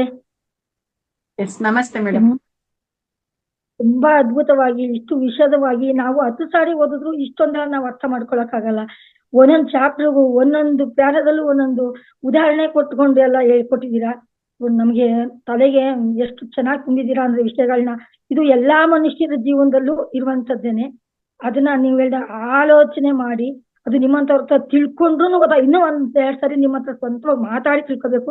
ಇದು ನಂದೇ ಮೊದಲನೇ ಕ್ವಶನ್ ಆಗಿರುತ್ತೆ ಮೇಡಮ್. ಇದು ನಮ್ಮ ಮನೇಲಿ ಕೂಡ ಈ ತರದ್ದೆಲ್ಲ ನಡೆದಿರುತ್ತೆ. ಅದಕ್ಕೆ ನಾನು ನಿಮ್ಮನ್ನ ಸ್ವಂತ ನಂಬರ್ ಕೊಡಿ, ನಿಮ್ದು ಪರ್ಸನಲ್ ಆಗಿ ಮಾತಾಡ್ಬೇಕು ಸ್ವಲ್ಪ ಅಂತೆಲ್ಲ ಕೇಳಿದೀನಿ. ನಿಮ್ ಟೈಮ್ ಇದೆ ಯಾವಾಗ್ಲಾದ್ರೂ ನನಗೆ ಮಾತಾಡ್ತೀನಿ ಮೇಡಮ್ ನಾನು. ಮತ್ತೆ ಈಗ ಎಲ್ಲ ಆಲ್ ಮಾಸ್ಟರ್ಸ್ ನೀವೆಲ್ಲಾರು ಇವಾಗ ಇಷ್ಟು ಮೇಡಮ್ ಅವ್ರು ಹೇಳಿದಂತ ಜ್ಞಾನ ಹಂಚಿಕೆನಲ್ಲಿ ಎಷ್ಟು ಜ್ಞಾನ ನಿಮಗೆ ಅದ್ರಲ್ಲಿ ಏನಾದ್ರು ಉಪಯೋಗ ಆಗುವಂತದ್ದು ನಿಮ್ಗೆ ಸಿಕ್ತು, ಅಥವಾ ಅದ್ರಲ್ಲಿ ಎಷ್ಟು ಪ್ರಶ್ನೆಗಳು ನಿಮ್ಗೆ ಹೇಳ್ತು, ಅದ್ರ ಬಗ್ಗೆ ಏನಾದ್ರು ಮೇಡಮ್ ಅವ್ರ ಹತ್ರ ನೀವು ಡಿಸ್ಕಸ್ ಮಾಡೋದಾದ್ರೆ ಅವ್ರ ಹತ್ರ ಒಂದ್ 2 ನಿಮಿಷ ನೀವು ಕೇಳ್ಕೋಬಹುದು. ಯಾರಾದ್ರೂ ಹ್ಯಾಂಡ್ ರೈಸ್ ಮಾಡಿ ನಿಮ್ಮ ಏನಾದ್ರು ಸಂದೇಹಗಳಿದ್ರೆ ಅದಕ್ಕೆ ಆನ್ಸರ್ ಕೊಡಕ್ಕೆ ಮೇಡಮ್ ಅವ್ರಿದ್ದಾರೆ. Ranjitha Bhat madam hand raise ಮಾಡಿದ್ದಾರೆ, ಅನ್ಮ್ಯೂಟ್ ಕೊಡಿ ಅವ್ರಿಗೆ. ಮೇಡಮ್ ನೀವೇ ಟಚ್ ಮಾಡ್ಕೊಳ್ಳಿ, ಅನ್ಮ್ಯೂಟ್ ಆಗುತ್ತೆ. ಎಸ್, ವಿಡಿಯೋ ಆನ್ ಮಾಡಿ ಮೇಡಮ್. ನಮಸ್ತೆ ಮ್ಯಾಮ್, ನಾಗಮಿಕಾ ಮ್ಯಾಮ್. ನಮಸ್ತೆ Ranjitha madam, please video on ಮಾಡ್ಕೊಳ್ಳಿ, ತಮ್ಮ ಮುಖದರ್ಶನ ಆಗ್ಲಿ ನಮ್ಗೆ. ನಾನ್ ಮನೇಲಿ ಇದ್ದೀನಿ, ಸೊ ಏನು ರೆಡಿ ಆಗಿಲ್ಲ, ಅದಕ್ಕೆ ಆನ್ ಮಾಡಿಲ್ಲ videos. No problem. Okay carry on, ಕೇಳಿ ಮೇಡಮ್. ನಂದು 2 ಕ್ವಶನ್ಸ್ ಇದೆ, ತಪ್ಪು ತಿಳ್ಕೊಳಲ್ಲ ಅಂತ ಆದ್ರೆ ಹೇಳ್ತೀನಿ. ಫಸ್ಟ್ ಒಂದು ಕ್ವಶನ್ ಬಂದ್ಬಿಟ್ಟು, ನಮ್ಮ ಲೈಫಲ್ಲಿ ಏನ್ ಇನ್ಸಿಡೆಂಟ್ ಆಗತ್ತಲ್ಲ ಅದಕ್ಕೆ ನಮ್ದು ಸಬ್ ಕಾನ್ಶಿಯಸ್ ಮೈಂಡೇ ಕಾರಣ ಆಗತ್ತೆ ಎಲ್ಲದಕ್ಕೂ ಅಂತ ಹೇಳಿದ್ದನ್ನ ಕೇಳಿದೀನಿ. ಮತ್ತೆ ನನ್ನ ಲೈಫಲ್ಲಿ ಆಗಿರೋದಕ್ಕೂ ಅದು ಮ್ಯಾಚ್ ಆಗ್ತಾ ಇದೆ. ಸೊ ಅದು ಎಷ್ಟರ ಮಟ್ಟಿಗೆ ಸತ್ಯ ಅಂತ. 2ನೇ ಕ್ವಶನ್ ಬಂದು, ನಾವು ಏನ್ ತಲೆಯಲ್ಲಿ ತುಂಬಿಸ್ಕೋತೀವಲ್ಲ ಜ್ಞಾನ, ಅದಕ್ಕೆ ಏನಂದ್ರೆ ನಾವು ಅನುಭವಕ್ಕೆ ಬಂದಿರೋದ್ ಮಾತ್ರ ಜ್ಞಾನ, ಉಳ್ದಿರೋದ್ ನಾವ್ ಏನೇನ್ ತುಂಬಿಸ್ಕೊಳ್ತೀವಲ್ಲ ಅದೆಲ್ಲ ಕಸ ಅಂತ ಒಬ್ರು ಹೇಳಿದ್ದನ್ನ ನಾನು ಕೇಳಿದೀನಿ. ಅದು ಎಷ್ಟು ಸತ್ಯ ಅಂತ ನಂಗೆ ಗೊತ್ತಾಗ್ತಾ ಇಲ್ಲ. ಮೊದಲನೇ ಪ್ರಶ್ನೆಗೆ ನನಗೆ ಅರ್ಥ ಆಗಿರುವಂತ ವಿಚಾರಗಳನ್ನ ಹಂಚ್ಕೊಳ್ತೀನಿ.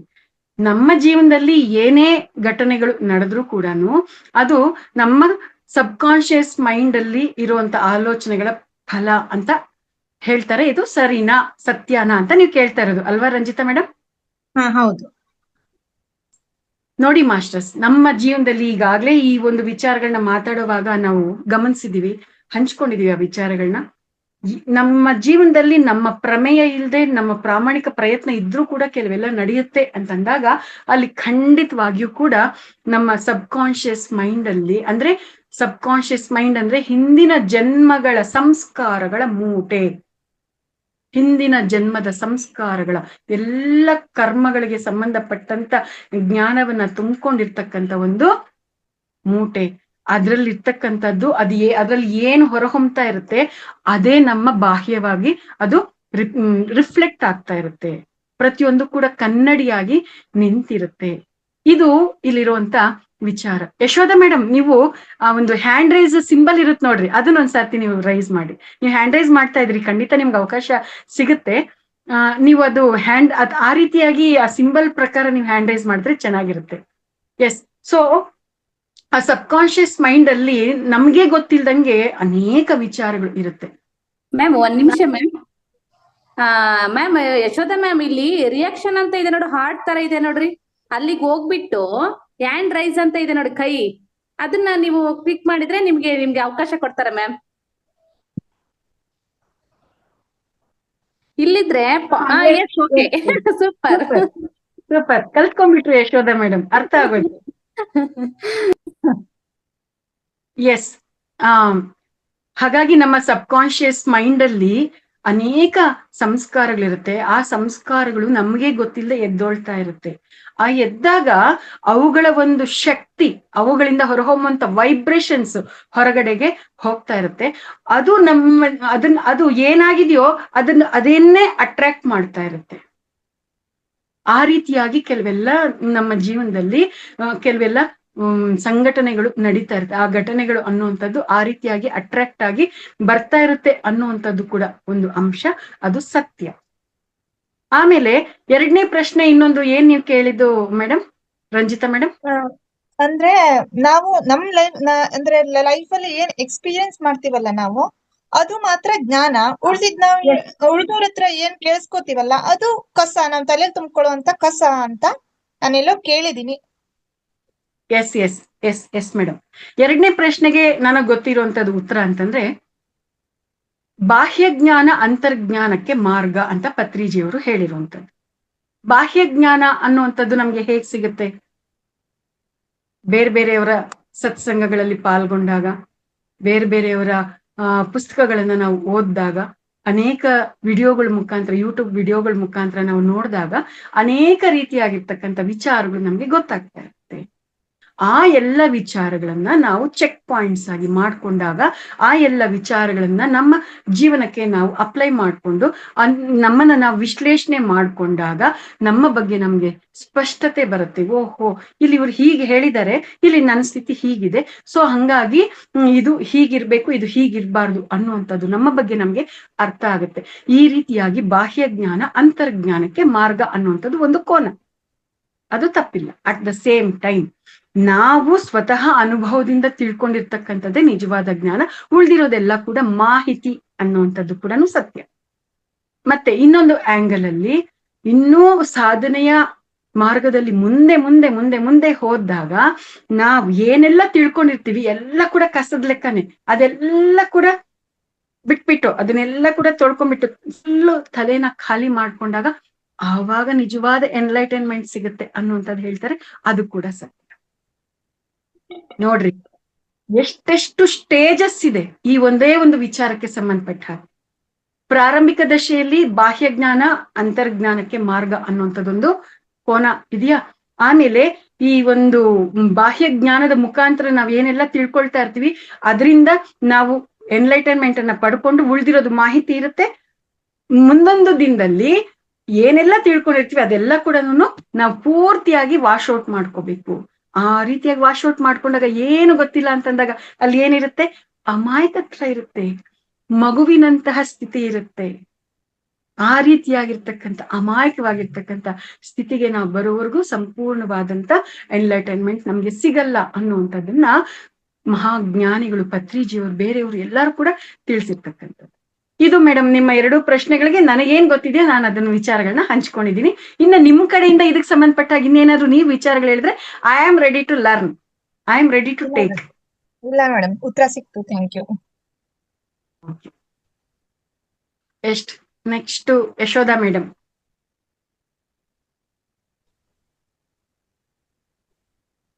ನಮಸ್ತೆ ಮೇಡಮ್. ನಮಸ್ತೆ. ನಾವು ಅಂಬೆಗಾಲ್ ಇಡ್ತೀವಿ ಮೇಡಮ್. ಅಂಬೆಗಾಲ್ ಮಗು ತರ 9 ತಿಂಗಳು ಮಗು ಹೆಂಗ್ ಅಂಬೆಗಾಲ್ ಇಡುತ್ತೋ ಆ ತರ ಇನ್ನು 1 ತಿಂಗಳಿಂದ ಬಂದಿರೋದು, ಜಾಯಿನ್ ಆಗಿರೋದು ಮೇಡಮ್. ನಾವು ಏನು ಗೊತ್ತಿಲ್ಲ ಮೇಡಮ್, ತಿಳ್ಕಂತಾ ಇದೀವಿ, ಒಂದೊಂದೇ ತಿಳ್ಕಂತಾ ಇದೀವಿ. ಈ ಫೌಂಡೇಶನ್, ಮಹಾ ಅವತಾರ್ ಫೌಂಡೇಶನ್ ಅಂದ್ರೆ ಹೆಂಗೆ ಮೇಡಮ್? ಪತ್ರಿಜಿ ಅವರು ಈ ಫೌಂಡೇಶನ್, ರಂಗನಾಥ್ ಸರ್, ನೀವೇ ಆಗಿರ್ಬೋದು, ನಾಗರಾಜ್ ಗುರೂಜಿ ಆಗಿರ್ಬೋದು, ನಮಗೆ ಅಂತಂದ್ರೆ ಈ ಗೀತಾ ಮೇಡಮ್, ನಾಯಕನಟ್ಟಿ ಗೀತಾ ಮೇಡಮ್ ಕಡೆಯಿಂದ ಸ್ವಲ್ಪ ಲಿಂಕ್ ಹೆಂಗೆ ಇರ್ಬೇಕು ಹೆಂಗೆ ಅಂತ ಹೇಳ್ಕೊಟ್ಟಿದ್ದು ಅವರೇ ಮೇಡಮ್. ನನ್ಗೆ ಅವ್ರಿಗೊಂದು ದೊಡ್ಡ ಥ್ಯಾಂಕ್ ಯು. ಉಳ್ಳವರು ಶಿವಾಲಯ ಮಾಡುವರು, ನಾನೇನು ಮಾಡಲಿ ಬಡವನಯ್ಯ, ಎನ್ನ ಕಾಲೇ ಕಂಬ ದೇಹವೇ ದೇಗುಲ, ಎನ್ನ ಶಿರವೇ ಒನ್ನ ಕಲಸವಯ್ಯ. ಇದೆಲ್ಲ ಇದೆಯಲ್ಲ ಮೇಡಮ್, ಈ ಮಹಾ ಅವತಾರ್ ಫೌಂಡೇಶನ್ ನಲ್ಲಿ ಆ ರೀತಿ ಇಲ್ಲ ಮೇಡಮ್. ಬಡವರು ಶ್ರೀಮಂತರು ಯಾವುದು ಇಲ್ಲ ಮೇಡಮ್. ಇದೊಂದು ಶುದ್ಧವಾಗಿದ್ದು ಇದು ಶುದ್ಧವಾಗಿತ್ತು ಅಂತಂದ್ರೆ ಎಲ್ಲ ಒಂದೇ ಮೇಡಮ್. ಇಲ್ಲಿ ಅಷ್ಟು ಜ್ಞಾನ ಕೊಡ್ತಿದೆ ಮೇಡಮ್ ಈ ಮಹಾ ಅವತಾರ್ ಫೌಂಡೇಶನ್, ಅಷ್ಟು ಜ್ಞಾನ ಕೊಡ್ತಿದೆ. ದೇವಸ್ಥಾನ ಇಲ್ಲೇ ಇದೆ ಮೇಡಮ್, ಹುಡುಕೊಂಡು ಎಲ್ಲೂ ಹೋಗ್ಬೇಕಾಗಿಲ್ಲ, ಟ್ರೈನ್ ಹತ್ಬೇಕಿಲ್ಲ, ಬಸ್ ಹತ್ಬೇಕಿಲ್ಲ, ನಮ್ ದೇಶದಿಂದ ಬೇರೆ ದೇಶಕ್ಕೆ ಹೋಗ್ಬೇಕಾಗಿಲ್ಲ.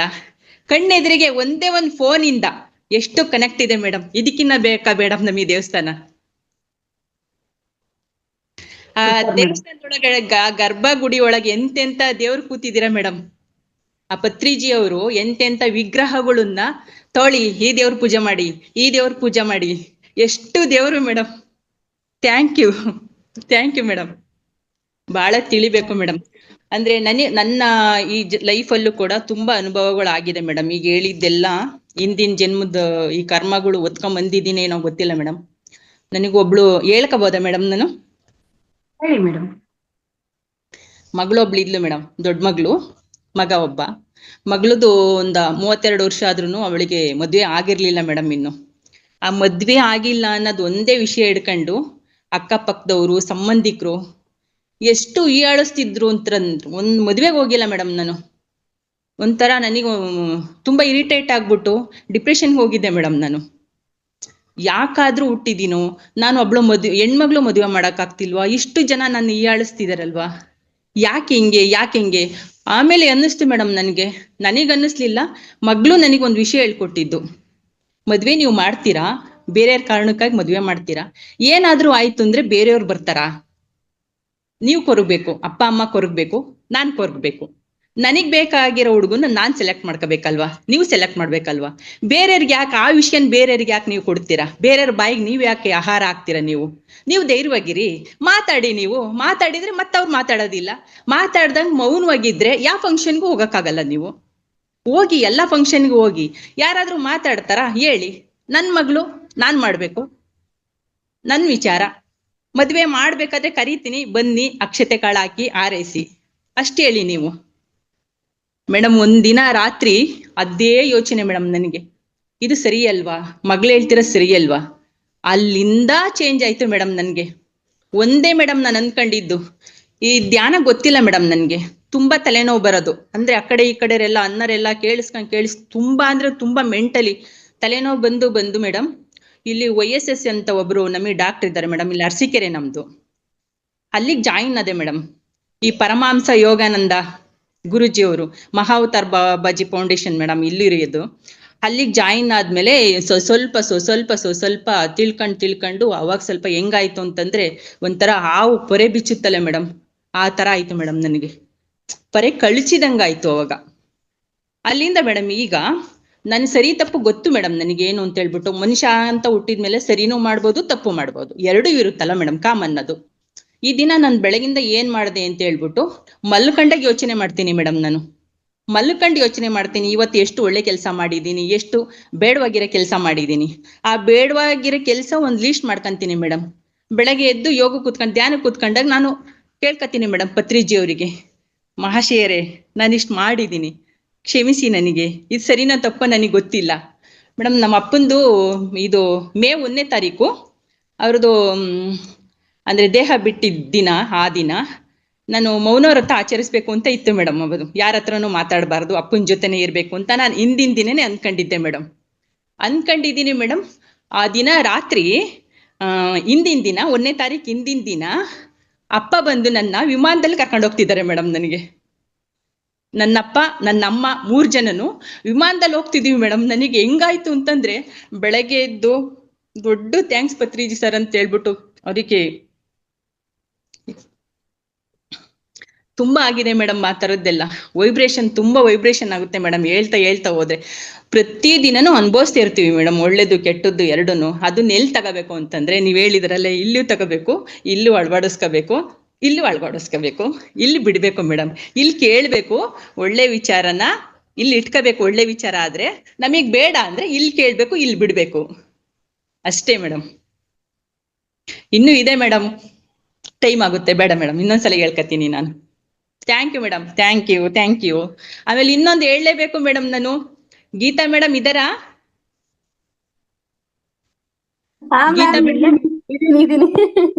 Geetha madam thank you madam. ಇನ್ನೊಂದು ಏನ್ ಮೇಡಮ್, ನಾನು ಮೊನ್ನೆ ಜಲನೇತಿ ಮಾಡ್ತಿದ್ದೆ ಮೇಡಮ್ ನಾನು. ಹಾ ಮ್ಯಾಮ್. ಈಗ ಮೂತ್ರ ನೇತಿಗೆ ಬಂದಿದೀವಿ ಮೇಡಮ್. ಸೂಪರ್ ಮೇಡಮ್, ನಾನು ತುಂಬಾ ಖುಷಿ ಆಯ್ತು, ಅದು ತುಂಬಾ ನನಗೆ ಅನುಭವನೂ ಆಯ್ತು ಮೇಡಮ್ ನನಗೆ. Thank you madam. ನಿಜ ಖಂಡಿತ. ನಾನು ಯಾರಿಗೆ ಹೆಂಗೆ ಧ್ಯಾನ ಪ್ರಚಾರ ಮಾಡ್ತೀನೋ ಅದೇ ರೀತಿ ನನಗೆ ಏನ್ ಯೂಸ್ ಆಗಿದೆಯೋ ಅದನ್ನ ಎಲ್ರಿಗೂ ಹೇಳ್ತಾ ಬರ್ತೀನಿ. ಅವ್ರದ್ದು ರಿಯಾಕ್ಷನ್ಸ್ ತುಂಬಾ ಚೆನ್ನಾಗಿದೆ. Thank you so much ma'am. Nanda madam ಹೇಳಿದ್ರು ಮೇಡಮ್, ಅದನ್ನ ಅವ್ರು ಮೂಗಿಂದ ತಗೋತೀವಿ ಅಂತಂದ್ರು. ನನಗೆ ಅನ್ನಿಸ್ತು ಮೇಡಮ್, ಮೂಗಿಂದ ಹೆಂಗ್ ತಗೋತಾರೆ ಇವ್ರು ಅಂತ ನನ್ ತಲೆಗೆ ಹೊಳದ್ಬಿಟ್ಟು ನಾನು ಜಲನೇತಿ ಮಾಡ್ತಿದ್ದೆ ಮೇಡಮ್. ಒಂದ್ ಪಾಟ್ ಇರುತ್ತಲ್ಲ, ಪಾಟಿಂದ ನಾನು ಈ ಕಡೆ ಮೂಗಿಂದ ಈ ಕಡೆ ಮೂಗು ಅಂದ್ರೆ ನೇತಿ ಮಾಡ್ತೀನಿ. ಅದನ್ನ ಮೂತ್ರ ಬೆಳಗ್ಗೆ ಮೂತ್ರ ಹಿಡ್ದಿಟ್ಕೊಂಡ್ಬಿಟ್ಟು ಆ ಮೂತ್ರ ನೇತಿ ಮಾಡಿದೀನಿ ಮೇಡಮ್ ನಾನು. Thank you madam. ಮ್ಯಾಮ್ ಅದು ಒಳಲೆ ಅಂತ ಬರುತ್ತೆ ಚಿಕ್ಕದು. ಇದೆ ಮೇಡಮ್, ಅದ್ರಲ್ಲೇ ಮಾಡೋದು. ಅದ್ರಲ್ಲಿ ಮಾಡಿದ್ರೆ ಇನ್ನು ಬೆಸ್ಟ್ ರಿಸಲ್ಟ್ ಮ್ಯಾಮ್. ಅದು ಇಲ್ಲ, ಅದ್ರಲ್ಲೇ ಮಾಡೋದು ಮೇಡಮ್. ಒಂದ್ ಪಾಟ್ ತಗೊಂಡಿದ್ದೀನಿ ನಾನು. Okay ma'am, okay. Thank you so much ma'am. Revathi ma'am ನಮಸ್ತೆ, ಮಾತಾಡಿ. ನಮಸ್ತೆ madam. Hello. Yes ma'am, Revathi ma'am ಮಾತಾಡಿ. ಮ್ಯಾಮ್ ಮಾತಾಡಿ ರೇವತಿ ಮೇಡಮ್. ಮೊದಲನೇದಾಗಿ ಸುರನಾಗಾಂಬಿಕಾ ಮೇಡಮ್ ಅವರಿಗೆ ನನ್ನ ನಮಸ್ಕಾರ, ಜೊತೆಗೆಲ್ಲ ಧ್ಯಾನ ಬಂಧುಗಳಿಗೆ ಸಹ ನನ್ನ ನಮಸ್ಕಾರಗಳು. ಮೇಡಮ್ಗೆ ಪ್ರಥಮವಾಗಿ ನಾನೊಂದು ಚಪ್ಪಾಳೆ, ಸುರನಾಗಾಂಬಿಕಾ ಮೇಡಮ್ಗೆ. It is so wonderful.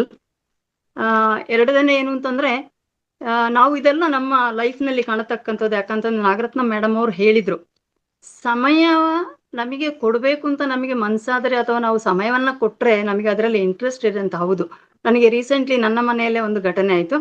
ಒಬ್ರು ನೆಂಟರು ಬಂದಿದ್ರು. ಒಂದು ಟೀಚರ್ ಕೆಲಸ ಮಾಡ್ತಾರೆ ಆಕ್ಚುಲಿ ಒಂದು ಸ್ಕೂಲಲ್ಲಿ. ಎಲ್ಲದಕ್ಕೂ ಅದು ಸಮಯ ಇಲ್ಲ, ಇದು ಸಮಯ ಇಲ್ಲ, ಇದು ಸಮಯ ಇಲ್ಲ ಅಂತ ಹೇಳ್ತಾ ಇದ್ರು. ನಾನು ಆಕ್ಚುಲಿ ಧ್ಯಾನಕ್ಕೆ ಕೂತ್ಕೊಳ್ಳುವಾಗ್ಲೂ ಸುಮ್ಮನೆ ಅಬ್ಸರ್ವ್ ಮಾಡ್ತಾ ಇದ್ರು. ಅವ್ರು ಮೊಬೈಲಲ್ಲೇ ಇರೋದು. ಅದಕ್ಕೆ ನಾನೆಲ್ಲ ಆದ್ಮೇಲೆ ಅವ್ರು ಕೇಳಿದ್ರು, ಅಲ್ಲ ನನಗೂ ಧ್ಯಾನ ಮಾಡ್ಬೇಕಿತ್ತು ಅಂತ. ನಾನು ಹೇಳಿದೆ, ಹೌದು, ಇಷ್ಟೊತ್ತು ನೀವು ಇದರಲ್ಲಿ ಮೊಬೈಲಲ್ಲಿ ಇದ್ರಲ್ವಾ, ಅದೇ ಸಮಯವನ್ನ ಧ್ಯಾನದಲ್ಲಿ ಕೂರ್ಬೋದಿತ್ತಲ್ಲ ನನ್ನೊಟ್ಟಿಗೆ ಅಂತ. ಅವ್ರಿಗೊಂಥರ ಶಾಕ್ ಆದಂಗೆ ಆಯ್ತು. ವೆರಿ ನೆಕ್ಸ್ಟ್ ಡೇ ಅವ್ರು ಏನ್ ಮಾಡಿದ್ರು ಅಂದ್ರೆ, ನಾನು ಧ್ಯಾನಕ್ಕೆ ಕುತ್ಕೊಂಡಿಲ್ಲ, ಆದ್ರೆ ಮಲಗುವ ಮೊದ್ಲು ಹೇಳಿದ್ರು, ನನಗೆ ಧ್ಯಾನ ಹೇಳ್ಕೊಡಿ, ನಾನು ಮಾಡಿಯೇ ಮಲಗ್ತೇನೆ ಅಂತ ಹೇಳ್ಕೊಂಡು. ಸೊ ಅದು ಒಂದು ತಾವು ಹೇಳತಕ್ಕಂಥದ್ದು ಖಚಿತ ಅಥವಾ ಬಹಳ ಖಂಡಿತ. ಎರಡನೇದಾಗಿ ಸುರನಾಗಾಂಬಿಕಾ ಮೇಡಮ್ ಬಗ್ಗೆ ಹೇಳುವುದಾದ್ರೆ, ನಿಮ್ಮ ಒಂದು ಆತ್ಮವಿಶ್ವಾಸವೇ ನಿಜವಾಗ್ಲೂ ನಿಮ್ಮ ಜೀವನದಲ್ಲಿ, ತಮ್ಮ ಭವಿಷ್ಯದಲ್ಲಿ ಒಳ್ಳೆಯದನ್ನೇ ಕೊಡತಕ್ಕಂಥದ್ದು. ಯಾಕಂತಂದ್ರೆ ತಾವು ಹೇಳ್ತಾನೆ ಬರ್ತೀರ, ಬೆಳಿಗ್ಗೆನೂ ಹೇಳಿದ್ರಿ, ನನ್ನ ಜೀವನದಲ್ಲಿ ಸಹ ಬೇಕಾದಷ್ಟು ಕಹಿ ಘಟನೆಗಳು ಬಂದಿದೆ, ಅದನ್ನೆಲ್ಲ ಎದುರಿಸ್ಕೊಂಡು ನಾನು ಮುಂದೆ ಬರ್ತಾ ಇದ್ದೇನೆ ಅಂತ. ನಿಮ್ಮ ಒಂದು ಕಾನ್ಫಿಡೆನ್ಸ್ ಲೆವೆಲ್ ಏನಿದೆ, ಅದೇ ನಿಮಗೆ ಹೆಚ್ಚಿನ ಒಂದು ಪವರ್ ಅಂತ ನಾನು ಅನ್ಕೊಂಡಿದ್ದೇನೆ. ಇನ್ನೊಂದು ನಾನು ಶೇರ್ ಮಾಡ್ಕೋಬೇಕು, ರಂಜಿತನ ಯಾರೋ ಕೇಳಿದ್ರಲ್ಲ ಸಬ್ ಕಾನ್ಶಿಯಸ್ ಮೈಂಡ್ ಬಗ್ಗೆ. ನಿನ್ನೆ ಇನ್ನೊಂದು ಎಕ್ಸ್ಪೀರಿಯನ್ಸ್ ಆಯ್ತು ನನಗೆ ಈ ನಡುವೆ ಅಡಿಗೆ ಮಾಡುವಾಗೆಲ್ಲ ಒಂದು ಎಣ್ಣೆ ಹಾರೋದು, ಒಗ್ಗರಣೆ ಹಾಕಿದಾಗ ಅಥವಾ ಏನೋ ಒಂದು ಆಗಾಗ ಸುಟ್ಕೊಳ್ಳೋದು ಪ್ರಾರಂಭ ಆಯ್ತು. ನಾನು ಮನ್ಸಲ್ಲೇ ಅನ್ಕೊಂಡೆ, ಯಾಕೆ ಹೀಗೆ ಆಗ್ತಾ ಇದೆ ಅಂತ ಹೇಳ್ಕೊಂಡು. ಎಲ್ಲೋ ಒಂದು ದೇವಸ್ಥಾನಕ್ಕೆ ಹೋಗಿ ಬರೋಣ ಅಂತ ನನ್ನ ಮನ್ಸಿಗೆ ಆಯ್ತು. ಸುಮ್ಮನೆ ಇದ್ದೆ ನಾನು. ಯಾಕಂದ್ರೆ ಏನಾದ್ರೂ ಆದ್ರೆ ದೇವಸ್ಥಾನಕ್ಕೆ ಹೋಗುದು ಮಾಡುದು ಅಂಥದ್ದೆಲ್ಲ ನಾವು ಇಟ್ಕೊಂಡಿಲ್ಲ, ಅಭ್ಯಾಸ ಮಾಡ್ಕೊಂಡಿಲ್ಲ. ಅದು ಹಾಗೆ ಮನ್ಸಿಗೆ ಬಂತು. ನಿನ್ನೆ ನಮ್ಮ ಮನೆಯವರ ಬರ್ಡೇ ಇತ್ತು. ನಮ್ಮ ಮನೆಯಲ್ಲಿ ಒಬ್ರು ಪೇಷಂಟ್ ಸಹ ಇದ್ದಾರೆ. ಸೊ ಹಾಗಾಗಿ ನಾನೆಂದೆ ಅವರನ್ನು ಸ್ವಲ್ಪ ಕರ್ಕೊಂಡು ಹೊರಗೆ ಹೋದಂಗಾಯ್ತು. ಹಾಗೆ ಒಂದು ದೇವಸ್ಥಾನಕ್ಕೂ ಹೋಗಿ ಬರೋಣ ಅಂತ ಹೊರಟ್ವಿ. ನಮ್ಮ ಮನೆ ಪಕ್ಕದಲ್ಲೇ ಒಂದು ಆಂಜನೇಯ ದೇವಸ್ಥಾನ ಇದೆ. ಅಲ್ಲಿ ಹೋದಾಗ ಆ ದೇವಸ್ಥಾನ ಬಂದ್. ಸೊ ಲೋಕಲ್ ಸ್ವಲ್ಪ ಇದ್ರು, ಅಯ್ಯೋ ಇವತ್ತು ಯಾಕೋ ಬೇಗ ಬಂದ್ ಮಾಡಿದ್ದಾರೆ ಅಂತ ಅವ್ರು ಹೇಳಿದ್ರು. ಹಾಗೆ ಹೊರಗಿಂದ ಕೈ ಮುಕ್ಕೊಂಡು ಬಂದ್ವಿ. ನಂತರ ನಾವು ಈಶ್ವರ ದೇವಸ್ಥಾನಕ್ಕೆ ಬಂದು, ಅದು ಸಹ ಎಡಭಾಗದಲ್ಲಿ ಬಹಳ ಹತ್ರನೇ ಇದೆ. ಅದು ನೋಡಿದ್ರೆ ಅದು ಬಂದಾಗಿತ್ತು. ಸೊ ಏನ್ ಮಾಡೋದಪ್ಪ ಅಂತ ಹೇಳ್ಕೊಂಡು ಗಾಡಿ ತಿರುಗಿಸುವಾಗ ಬಲಗಡೆನೆ ಒಂದು ದೇವಿ ದೇವಸ್ಥಾನ ಓಪನ್ ಇತ್ತು. ನಾನು ಹೇಳಿದೆ, ಈ ದೇವಸ್ಥಾನ ನೋಡೋದು ದೇವಿ ದೇವಸ್ಥಾನ ಇದೆ, ಅಲ್ಲಿ ಹೋಗಿ ಬರೋಣ ಅಂತ. ಅಲ್ಲಿ ಹೋದ್ವಿ. ಅಲ್ಲಿ ಹೋದ ತಕ್ಷಣ ಅವರಂದ್ರು, ಬನ್ನಿ, ನಾವೀಗ ಬಾಗಿಲು ಹಾಕ್ಬೇಕು ಅಂತ ಇದ್ವಿ, ಯಾರೋ ಬರ್ಬೇಕು ಅಂತಿದ್ರು, ಅದಕ್ಕೋಸ್ಕರ ಓಪನ್ ಇದೆ ಅಂತ. ಸೊ ಆ power of sub conscious mind, actually sub conscious mind ಬುಕ್ಕನ್ನು ನಾನು ಓದಿದ ಮೇಲೆ ಅದನ್ನ ಫಾಲೋ ಸಹ ಮಾಡ್ತೇನೆ. ಸೊ ಅದು ಎಷ್ಟು ವರ್ಕ್ ಆಯ್ತು ಅಂತ ಹೇಳ್ಕೊಂಡು, ನಾವು ಅಂದ್ಕೊಂಡೇ ಇರ್ಲಿಲ್ಲ. ಆ ದೇವಸ್ಥಾನಕ್ಕೆ ಒಂದ್ಸಲ, 1-2 ವರ್ಷದ ಹಿಂದೆ ಒಂದ್ಸಲ ಜಸ್ಟ್ ಇದೇನು ಅಂತ ಹೇಳ್ಕೊಂಡು ನೋಡಕ್ ಹೋಗಿದ್ವಿ, ಅಲ್ಲದೆ ಇಷ್ಟವರೆಗೂ ಹೋಗಿರ್ಲಿಲ್ಲ. ಆದ್ರೆ 2 ದಿನ ಮೊದ್ಲು ನನಗೇನು ಒಂದು ಮನ್ಸಲ್ಲಿ ಅದು ಬಂತು. ಹಾಗೇನೆ ಒಂದ್ ವೇಳೆ 2 ದೇವಸ್ಥಾನ ನಾವೇನು ಮೊದ್ಲು ಹೋಗಿದ್ವಿ, ಅದು ಓಪನ್ ಇದ್ದಿದ್ರೆ ಖಂಡಿತ ನಾವು ಈ ಕಡೆ ಬರ್ತಿರ್ಲಿಲ್ಲ. ಸೊ ಇಂಥ ಒಂದು ಘಟನೆ ಆಯ್ತು. ಅದಕ್ಕೋಸ್ಕರ ಈ power of sub conscious mind ಇದೆಯಲ್ಲ, ಇಟ್ ಈಸ್ ರಿಯಲಿ ವರ್ಕ್ ಆಗುತ್ತೆ ಅಂತ ಹೇಳತಕ್ಕಂಥದ್ದನ್ನ ನಾನು ಹೇಳ್ತಾ ಇದ್ದೇನೆ. ನಮ್ಮ ಕರ್ಮ ಸಿದ್ಧಾಂತಗಳು, ನಮ್ಮ ಹಿಂದಿನ ಜನ್ಮದ ನಾವೇನು ಮಾಡಿದ್ದೇವೆ, ಇದು ಎಲ್ಲವನ್ನು ಕಳಿಬೇಕಾದ್ರೆ ಧ್ಯಾನವೇ ಮುಖ್ಯ ಅಂತ ತಾವು ಹೇಳಿದ್ರಿ madam. It is really true. ಜೊತೆಗೆ ಇದು ಯಾವಾಗ ಬರ್ತದೆ ಅಂದ್ರೆ, ನಾವು ಬೇಗ ಇದರ ಫಲವನ್ನ ನಿರೀಕ್ಷೆ ಮಾಡದೇ ಇದ್ದಾಗ, ಇದು ನಮ್ಮ ಅನುಭವದಲ್ಲಿ ಬರಬೇಕು. ಅದ್ ಬಿಟ್ಟು ನಾನಿವತ್ತು ಧ್ಯಾನ ಮಾಡ್ಬಿಟ್ಟೆ, ನನ್ಗಿಂತದಾಗ್ಬೇಕು ಅಂತ ಹೇಳತಕ್ಕಂಥದ್ದು ಖಂಡಿತ ಬರುವುದಿಲ್ಲ. ಸೊ ತುಂಬಾ ಚೆನ್ನಾಗಿ, ಇನ್ನೊಂದೇನಂದ್ರೆ ನಿಮ್ಮ ಅರ್ಥಪೂರ್ಣವಾದ ಹಾಡು, ಬಹಳ ಬಹಳ ಒಳ್ಳೆಯ ಒಂದು ಅರ್ಥಪೂರ್ಣವಾದ ಒಂದು ಹಾಡು ಇವತ್ತಿನ ನಿಮ್ಮ ಒಂದು ಏನು ಟಾಕ್ ಕೊಟ್ರಿ ಅದಕ್ಕೆ. ಸೊ ನಾನು ನಿಜವಾಗ್ಲೂ ಆಭಾರಿ. ಧನ್ಯವಾದಗಳು ಮೇಡಮ್, ತುಂಬಾ ಧನ್ಯವಾದಗಳು. Thank you Revathi madam, thank you. Yes ma'am, thank you so much Revathi ma'am. Girija Bhat ma'am ನಮಸ್ತೆ, ಮಾತಾಡಿ ಮಾ. ರೇವತಿ ಮ್ಯಾಮ್, ಗಿರಿಜಾ ಮ್ಯಾಮ್ಗೆ ಅನ್ಮ್ಯೂಟ್ ಆಪ್ಷನ್ಸ್ ಕೊಡಿ. ಅನ್ಮ್ಯೂಟ್ ಆಪ್ಷನ್ ಇದೆ ಮೇಡಮ್.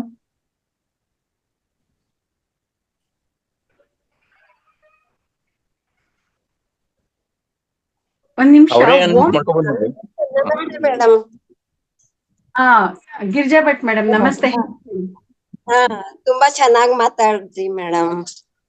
ನಿಮ್ಮ ಸ್ವಂತ ಜೀವನದ ಅನುಭವಗಳನ್ನ ಪುಸ್ತಕದ ಎಲ್ಲವನ್ನು ತುಂಬಾ ಚೆನ್ನಾಗಿ ಹೇಳಿದೀರಾ.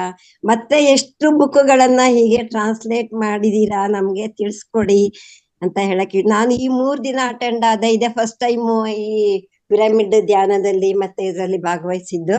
ನಿಮ್ಮ ಮಾತನ್ನೇ ಫಸ್ಟ್ ಕೇಳಿದ್ದು. ತುಂಬಾ ಚೆನ್ನಾಗಿತ್ತು ಮೇಡಮ್. ಮತ್ತೆ ಮುಂದೆಯೂ ಹೀಗೆ ಅಂತ ಧನ್ಯವಾದ ಮೇಡಮ್. ನಂದು ಮೊದಲನೇ ಪುಸ್ತಕ ಬಂದು ಭಿನ್ನವಾಗಿ ಆಲೋಚಿಸು, 2ನೇ ಪುಸ್ತಕ ಬಂದು ಟಿಬೆಟ್ ಮಹಾಯೋಗಿ ಮಿಲಾರೆಪ ಅವರದು, 3ನೇದು ಪತ್ರಿಜಿ ಪ್ರಬೋಧನೆಗಳು, ಅದು ಡಿಜಿಟಲ್ ಕಾಪಿ ರಿಲೀಸ್ ಆಗಿರುವಂತದ್ದು. ನೆಕ್ಸ್ಟ್ 4ನೇದು ಬಂದು ಈಗ ಅಗ್ನಿಹೋತ್ರದ ಬಗ್ಗೆ, ಕೆಮಿಕಲ್ ಅನಾಲಿಸಿಸ್ ಅಗ್ನಿಹೋತ್ರ ಅನ್ನುವಂಥದ್ದು ನಿನ್ನೆ ತಾನೇ ರಂಗನಾಥ್ ಸರ್ ಅವ್ರಿಗೆ ಕಳಿಸ್ಕೊಟ್ಟೆ, ಕಂಪ್ಲೀಟ್ ಆಗಿದೆ ಅಂತ. ಇನ್ನ ಈಗ 5ನೇ ಪುಸ್ತಕ ಬರೀತಿರೋದು ಮೌನ ಮಹಾವಿಜ್ಞಾನ ಅಂತ. ಓ, ತುಂಬಾ ಪುಸ್ತಕಗಳನ್ನು ಮಾಡಿದೀರಾ. ನಿಮ್ಮ ಸ್ಕೂಲ್ ಕೆಲ್ಸ, ಮನೆ ಕೆಲ್ಸ, ಧ್ಯಾನಗಳು ಎಲ್ಲಕ್ಕೂ ಹೆಂಗ ಟೈಮ್ ಮಾಡ್ಕೋತಿರೋ ಗೊತ್ತಿಲ್ಲ. ಅಂತೂ ಅಮೋಘವಾಗಿ ಕೆಲಸವನ್ನ, ಈ ಅನುವಾದವನ್ನ ತುಂಬಾ ಚೆನ್ನಾಗಿ ಮಾಡ್ತಾ ಇದ್ದೀರಾ ಮೇಡಮ್. ಗ್ರೇಟ್ ನೀವು. ಧನ್ಯವಾದ.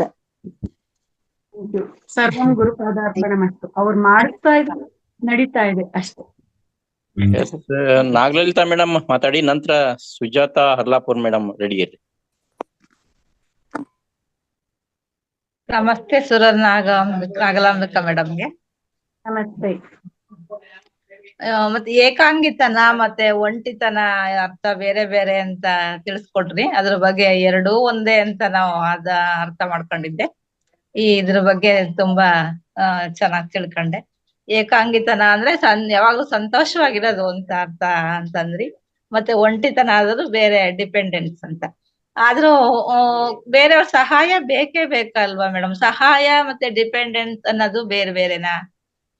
ಈಗ ನಾವು ಒಂಟಿ ಆಗಿದೀವಿ ಅಂತಂದ್ರೆ ಏಕಾಂಗಿ ಅಂದ್ರೆ ಹೇಗೆ ಮೇಡಮ್? ಈಗ ಏಕಾಂಗಿಯಾಗಿದ್ದಾಗ ನಮ್ಗೆ ಬೇರೆಯವ್ರ ಸಹಾಯ ಬೇಕಲ್ವಾ ಅಂತಂದ್ರೆ ಮೇಡಮ್, ನಮ್ಗೆ ದಾರಿ ಗೊತ್ತಾಗೋವರೆಗೂ ಕೂಡ ಒಂದು ಆಸರೆ ಬೇಕು, ಒಂದು ಸಪೋರ್ಟ್ ಬೇಕು. ಇವಾಗ ಪತ್ರಿಜಿ ಅವರು ಯಾವ ರೀತಿಯಾಗಿ ನಮ್ಗೆ ದಾರಿ ತೋರಿಸಿದ್ದಾರೆ, ನಿಮ್ಮ ಉಸಿರೇ ನಿಮ್ಮ ಗುರು, ಈ ರೀತಿಯಾಗಿ ಧ್ಯಾನ ಮಾಡ್ರಿ, ನಮಗೆ ಧ್ಯಾನ ಮಾಡಿ ನಾನು ಇಷ್ಟೆಲ್ಲ ಪಡ್ಕೊಂಡಿದೀನಿ, ನೀವು ಧ್ಯಾನ ಮಾಡ್ರಿ, ನೀವು ಇಷ್ಟೆಲ್ಲ ಪಡ್ಕೋಬಹುದು, ಇನ್ನೂ ಹೆಚ್ಚಾಗಿ ಪಡ್ಕೋಬಹುದು ಅಂತ ನಮ್ಗೆ ದಾರಿ ತೋರ್ಸುದು. ಏನೋ ಗೊತ್ತಿಲ್ಲದೆ ಇದ್ದಾಗ ಬೇರೆಯವರು ನಮ್ಗೆ ಆ ರೀತಿಯಾಗಿ ಹೇಳೋ ಅಂತದನ್ನ ನಾವು ಸಹಾಯ ಅಂತ ತಗೋಬಹುದು. ಆದ್ರೆ ಪತ್ರಿಜಿಯವ್ರು ಇದ್ರೇನೆ ನನಗ್ ಧ್ಯಾನ ಕುದ್ರೋದು, ನಾನು ಪತ್ರಿಜಿಯವ್ರ ಜೊತೆಲಿ ಓಡಾಡ್ತಾ ಇದ್ರೇನೆ ನನ್ಗೆ ಬದುಕಾಗೋದು, ಇಲ್ಲ ಅಂತಂದ್ರೆ ನನ್ಗೇನು ಇಲ್ಲ ಅಂತ ನಾವು ಪತ್ರಿಜಿ ಮೇಲೇನೆ ನಾವು ಡಿಪೆಂಡ್ ಆದ್ರೆ ಅದು ಡಿಪೆಂಡೆನ್ಸಿ, ಅದು ಬೇಕಾಗಿಲ್ಲ ಅಂತ ಪತ್ರಿಜಿಯವರೇ ಹೇಳುವಂತದ್ದು. ಗುರುಗಳ ಪಾದಗಳನ್ನೆಲ್ಲ ಗುರುಗಳ ಪದಗಳನ್ನ ಹಿಡ್ಕೊಳ್ರಿ ಅಂತ. ಈ ರೀತಿಯಾಗಿ ನಾವು ಸಹಾಯವನ್ನ ತೆಗೆದುಕೊಂಡು ನಮಗ್ ನಾವು ಸ್ಟ್ರಾಂಗ್ ಆಗಿ ತಯಾರಾಗ್ಬೇಕೆ ಹೊರತು ಬೇರೆಯವ್ರ ಮೇಲೆ ಡಿಪೆಂಡ್ ಆಗ್ಬಾರ್ದು. ಸಹಾಯ ಪಡ್ಕೊಳ್ಳೋದು ತಪ್ಪಿಲ್ಲ, ಅವ್ರ ಮೇಲೆ ಡಿಪೆಂಡ್ ಆಗೋದು ತಪ್ಪು. ಇದು ಮೇಡಮ್ ಕ್ಲಾರಿಟಿ. ಅರ್ಥ ಆಯ್ತಾ? ಥ್ಯಾಂಕ್ ಯು ಮೇಡಮ್, ಗೊತ್ತಾಯ್ತು ಮೇಡಮ್, ಥ್ಯಾಂಕ್ ಯು.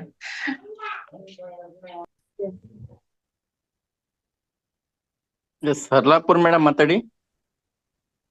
ಆ ಮೈಕ್ ಚಿತ್ರ ನೀವೇ ಟಚ್ ಮಾಡಿ, ಅನ್ಮ್ಯೂಟ್ ಆಗುತ್ತೆ. ಎಸ್. ಹಲೋ ಮೇಡಮ್, ನಮಸ್ತೆ. ನಮಸ್ತೆ ಮೇಡಮ್. ನಾ 1 ವರ್ಷ ಆಯ್ತ್ರಿ ಮೇಡಮ್ ಧ್ಯಾನ ಮಾಡ್ಲಿಕ್ಕತ್ತೆ. 1 ಇಯರ್ ಆಯ್ತ್ರಿ ನಾ ಧ್ಯಾನ ಮಾಡ್ಲಿಕ್ಕತ್ತೆ. ನನ್ ಚೆನ್ನಾಗಿ ನಿದ್ದೆನ ಬರೋದಿಲ್ಲ ಮೇಡಮ್ ನನ್ಗೆ. ಅಂದ್ರ ಮೊದ್ಲಿಂದನೂ ನಿದ್ದೆದ ಒಂದ್ ಸ್ವಲ್ಪ ಪ್ರಾಬ್ಲಮ್ ಐತ್ರಿ ಮೇಡಮ್ ನನ್ಗ. ಅಂದ್ರ ಈಗ ನನಗ ಧ್ಯಾನ ಅಂದ್ರ ನಾ ಯೂಟ್ಯೂಬ್ ದಿಂದ ಧ್ಯಾನಕ್ ಬಂದೇನ್ರಿ ಮೇಡಮ್. ಇಲ್ಲಿ ನಾ ರಾಮದುರ್ಗದಿಂದ ಮಾತಾಡೋದು, ಇಲ್ಲಿ ಬೆಳಗಾವ್ ಡಿಸ್ಟಿಕ್. ಧ್ಯಾನದ ನನಗೇನ್ ಗೊತ್ತಿರಲಿಲ್ಲ. ನಾ PMC ಇಂದ ನಾ ಹಂಗ ಯೂಟ್ಯೂಬ್ ನ್ಯಾಗ ನೋಡ್ಕೊಂತ ಧ್ಯಾನಕ್ ಬಂದೇನ್ ಮೇಡಮ್ ನಾನು. ನೋಡಿ ಈಗ ಪರವಾಗಿಲ್ಲ, ಒಂದ್ ಸ್ವಲ್ಪ ನಿದ್ದೆ ಬರ್ತಾ ಇದೆ. 1 2 ತಾಸು 3 ತಾಸು ಹಿಂಗ್ ನಿದ್ದೆ ಮಾಡ್ತೀನಿ. ಒಂಥರ ಭಯ ಮೇಡಮ್, ನನಗೆ ಏನಾದ್ರು ಒಂದಾದ್ರೆ ಏನೋ ಒಂಥರ ಭಯ, ಅಲಕ್ಷ್ಯ ಎಲ್ಲ ಆ ಕಡೆ ಇರ್ತೈತಿ.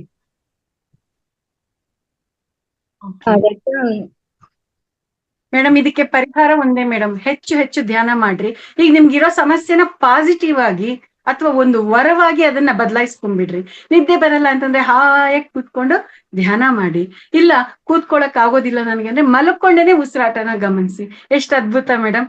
ಎಷ್ಟೋ ಜನ ನಿದ್ದೆನ್ ಗೆಲ್ಲಕ್ಕಾಗ್ದೆ ಧ್ಯಾನ ಮಾಡಕ್ಕಾಗ್ದಂಗ್ ಒದ್ದಾಡ್ತಾ ಇದ್ದಾರೆ. ನಿಮ್ಗೆ ನಿದ್ದೆ ಬರ್ದಂಗ್ ಇರುವಂತದ್ದು ಒಂದ್ ರೀತಿ ಅದ್ಭುತವಾಗಿರುವಂತ ವರವಾಗಿ ನೀವು ಅದನ್ನ ಬದಲಾಯಿಸ್ಕೊಳಕ್ಕೆ ನಿಮ್ಗೆ ಅವಕಾಶ ಇದೆ ಮೇಡಮ್. ಹಂಗಂದ್ರೆ ಈಗ ಒಂದ್ ಸ್ವಲ್ಪ ಹೆಲ್ತಿಗೆ ಏನಾದ್ರು ಆಗತ್ತಲ್ಲ ಮೇಡಮ್, ಆ ಕಡೆ ಲಕ್ಷ ಇರ್ತೈತಿ ನಮ್ದು, ಧ್ಯಾನದ ಕಡೆ ಲಕ್ಷ ಇರ್ತೈತಿ, ನಮ್ ದೇಹದ ಕಡೆನೆ ಆ ಕಡೆನೆ ಲಕ್ಷ ಇರ್ತೈತಿ. ಏನಾಯ್ತೋ ಏನಾರ ಆಕಿತ್ತೋ ಎಂತ ಅಂತ ಹಿಂಗ್ ಒಂಥರ ಭಯ. ಇಲ್ಲ ಮೇಡಮ್, ಧ್ಯಾನದಿಂದ ಆರೋಗ್ಯ ಅನ್ನುವಂಥದ್ದು ಬರುತ್ತೆ.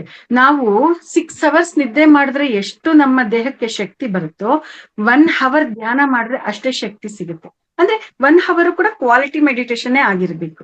ಬರೀ ಆಲೋಚನೆಗಳ ಜೊತೆ ಗುದ್ದಾಟ ಅಲ್ಲ. ಆಲೋಚನಾ ರಹಿತ ಸ್ಥಿತಿಯಲ್ಲಿ ನಾವು 1 ಅವರ್ ಇದೀವಿ ಅಂತಂದ್ರೆ 6 ಅವರ್ಸ್ ನಿದ್ದೆಗೆ ಅದು ಸಮಾನವಾಗಿರುತ್ತೆ. ಹಾಗಾಗಿ ಈ ಧ್ಯಾನ ಅನ್ನುವಂಥದಕ್ಕೆ ಪ್ರಯತ್ನ ಮಾಡ್ತಾ ಇದ್ರೇನೆ ಅದು ನಮ್ಮನ್ನ ಮುಂದೆ ಮುಂದೆ ಕರ್ಕೊಂಡು ಹೋಗ್ತಾ ಇರುತ್ತೆ ಮೇಡಮ್. ನಾವು ನೆಗೆಟಿವ್ ಆಗಿ ಥಿಂಕ್ ಮಾಡೋದು ಅವಶ್ಯಕತೆನೇ ಇಲ್ಲ, ಬೇಕಾಗೇ ಇಲ್ಲ ಮೇಡಮ್. ಅಂದ್ರ ಈಗ ಹಾರ್ಟ್ ಹತ್ರ ಒಂದ್ ಸ್ವಲ್ಪ ಪಿತ್ ಆದಂಗಾಗಿ ಹಾರ್ಟ್ ಬೀಟ್ ಒಂಥರ ಒಂದ್ಸಲ ಏನೋ ಜೋರಾಗಿ ಹೊಡ್ಕೊಂತ ಮೇಡಮ್. ನಂದು ಹೊಡ್ಕೊಂಡಾದ್ಮೇಲೆ ಆಸ್ಪತ್ರೆಗೆ ಹೋದೆ. ಅಲ್ಲಿ ECG ಮಾಡಿದ್ರು ಏನಿಲ್ಲ ಅಂತ ಬಂತು. ಈಗೆಲ್ಲ ಆರಾಮಿದ್ದೀನಿ, ಅಲ್ಲಿ ಏನೋ ತ್ರಾಸಿಲ್ಲ. ಆದ್ರೂ ಆ ಕಡೆ ಲಕ್ಷ್ಯ ಇರ್ತದ ಒಂಥರ. ಎಸ್ ಮೇಡಮ್, ನನ್ಗೆ ಅರ್ಥ ಆಯ್ತು. ನಿಮ್ಮ ಮನಸ್ಸಿನಲ್ಲಿ ನಂಗೆ ನಿದ್ದೆ ಬರ್ತಾ ಇಲ್ಲ, ನನ್ನ ಆರೋಗ್ಯ ಕೆಟ್ಟೋಗುತ್ತೇನೋ ಅನ್ನೋಂತ ಆಲೋಚನೆಗಳು ಇರೋದ್ರಿಂದ ಅದು ನಿಮ್ಗೆ ನಿಮ್ಮ ಹಾರ್ಟ್ ಮೇಲೂ ಕೂಡ ಪ್ರಭಾವ ಬೀರ್ತದೆ. ಇದೆಲ್ಲ ಸೈಕೋಸೊಮ್ಯಾಟಿಕ್ ಮೇಡಮ್. ಏನು ತೊಂದರೆ ಇಲ್ಲ. ನಿದ್ದೆ ಬರ್ದಿದ್ರೆ ಏನಂತೆ, ಅದು ಒಳ್ಳೇದೇ ಆಯ್ತಲ್ವಾ. ಬುಕ್ಸ್ ಓದ್ತೀನಿ, ಬುಕ್ಸ್ ಓದಕ್ಕಾಗ್ಲಿಲ್ಲ ಅಂದ್ರೆ ಯೂಟ್ಯೂಬ್ ಅಲ್ಲಿ ವಿಡಿಯೋ ಕೇಳ್ತೀನಿ. ಅದು ಆಗ್ಲಿಲ್ಲ ಅಂತಂದ್ರೆ ಲಕ್ಷಣವಾಗಿ ನಾನು ಉಸಿರಾಟನ ಗಮನಿಸ್ತೀನಿ ಅಂತ. ಈ ರೀತಿಯಾಗಿ ನಿಮಗೆ ನೀವೇನೆ ತಯಾರಾಗಿ ಮೇಡಮ್, ಅದ್ಭುತವಾಗಿರುತ್ತೆ. Yes, thank you madam, thank you.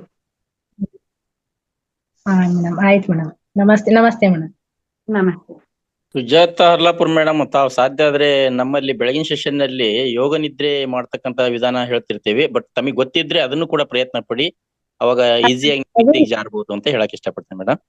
ಅದು ನೋಡಿದ್ದೀನಿ ಸರ್ ನಾನು. ಓಕೆ. ಹಾ ನೋಡಿದೀನಿ. ಸುಮಾರು ನಾ ಖಾಲಿ ಇದ್ರಿ ವಿಡಿಯೋಗಳನ್ನೇ ನೋಡ್ತಾ ಇರ್ತೀನಿ ಸರ್ ನಾನು. ಎಸ್ ಬೆಳಗಿನ ಸೆಷನ್ ಅಟೆಂಡ್ ಆಗ್ತಾ ಇದ್ರ ಮೇಡಮ್ 5ರಿಂದ? ಹಾ, ಅಂದ್ರ ಒಂದ್ ಸ್ವಲ್ಪ ವಾಕಿಂಗು ಮಾಡ್ತೀನಿ ಸರ್. ನಾ ಬಂದ್ ಅಟೆಂಡ್ ಆಗಿರ್ತೀನಿ. ಇವತ್ ಸರ್ದ ನಾಗರಾಜ್ ಸರ್ದ ಸಂದೇಶ ಕೇಳಿಸ್ಕೊಂಡೆ ನಾನು. ಓ, ಲಾಸ್ಟ್ ಬಂದಿರಂಗ ನೀವು? ಹಾ ಸರ್. ಸರಿ. ಅದೇ ಸ್ವಲ್ಪ ಬಿಡು ಮಾಡ್ಕೊಂಡು 5 ಗಂಟೆಯಿಂದ ಕನೆಕ್ಟ್ ಆಗಿರಿ ಮೇಡಮ್. ಅಲ್ಲಿ ಯೋಗಾಸನ ಪ್ಲಸ್ ಪ್ರಾಣಾಯಾಮ ಕೂಡ ಮಾಡಿ ನಾವು ನಿಮ್ ಮೆಡಿಟೇಷನ್ ಹೋಗೋದ್ರಿಂದ ದೇಹ ಚೆನ್ನಾಗಿ ಸ್ಪಂದಿಸುತ್ತೆ. ಅವಾಗ ಸರಿ ಸರ್. ಧ್ಯಾನಕ್ಕೆ ಕುಂತಾಗ ದೇಹ ಸ್ಪಂದಿಸಲ್ಲ. ಬಟ್ ಯೋಗಾಸನ ಧ್ಯಾನ ಪ್ರಾಣಾಯಾಮ ಮಾಡಿದಾಗ ಆಟೋಮೆಟಿಕ್ಲಿ ನೀವು ಬಾಡಿ ಸ್ಪಂದಿಸುತ್ತೆ. ನಿಮಗೆ ಧ್ಯಾನಕ್ಕೆ ಕುಂದಿರ್ಲಿಕ್ಕೆ ಹೆಲ್ಪ್ ಆಗುತ್ತೆ.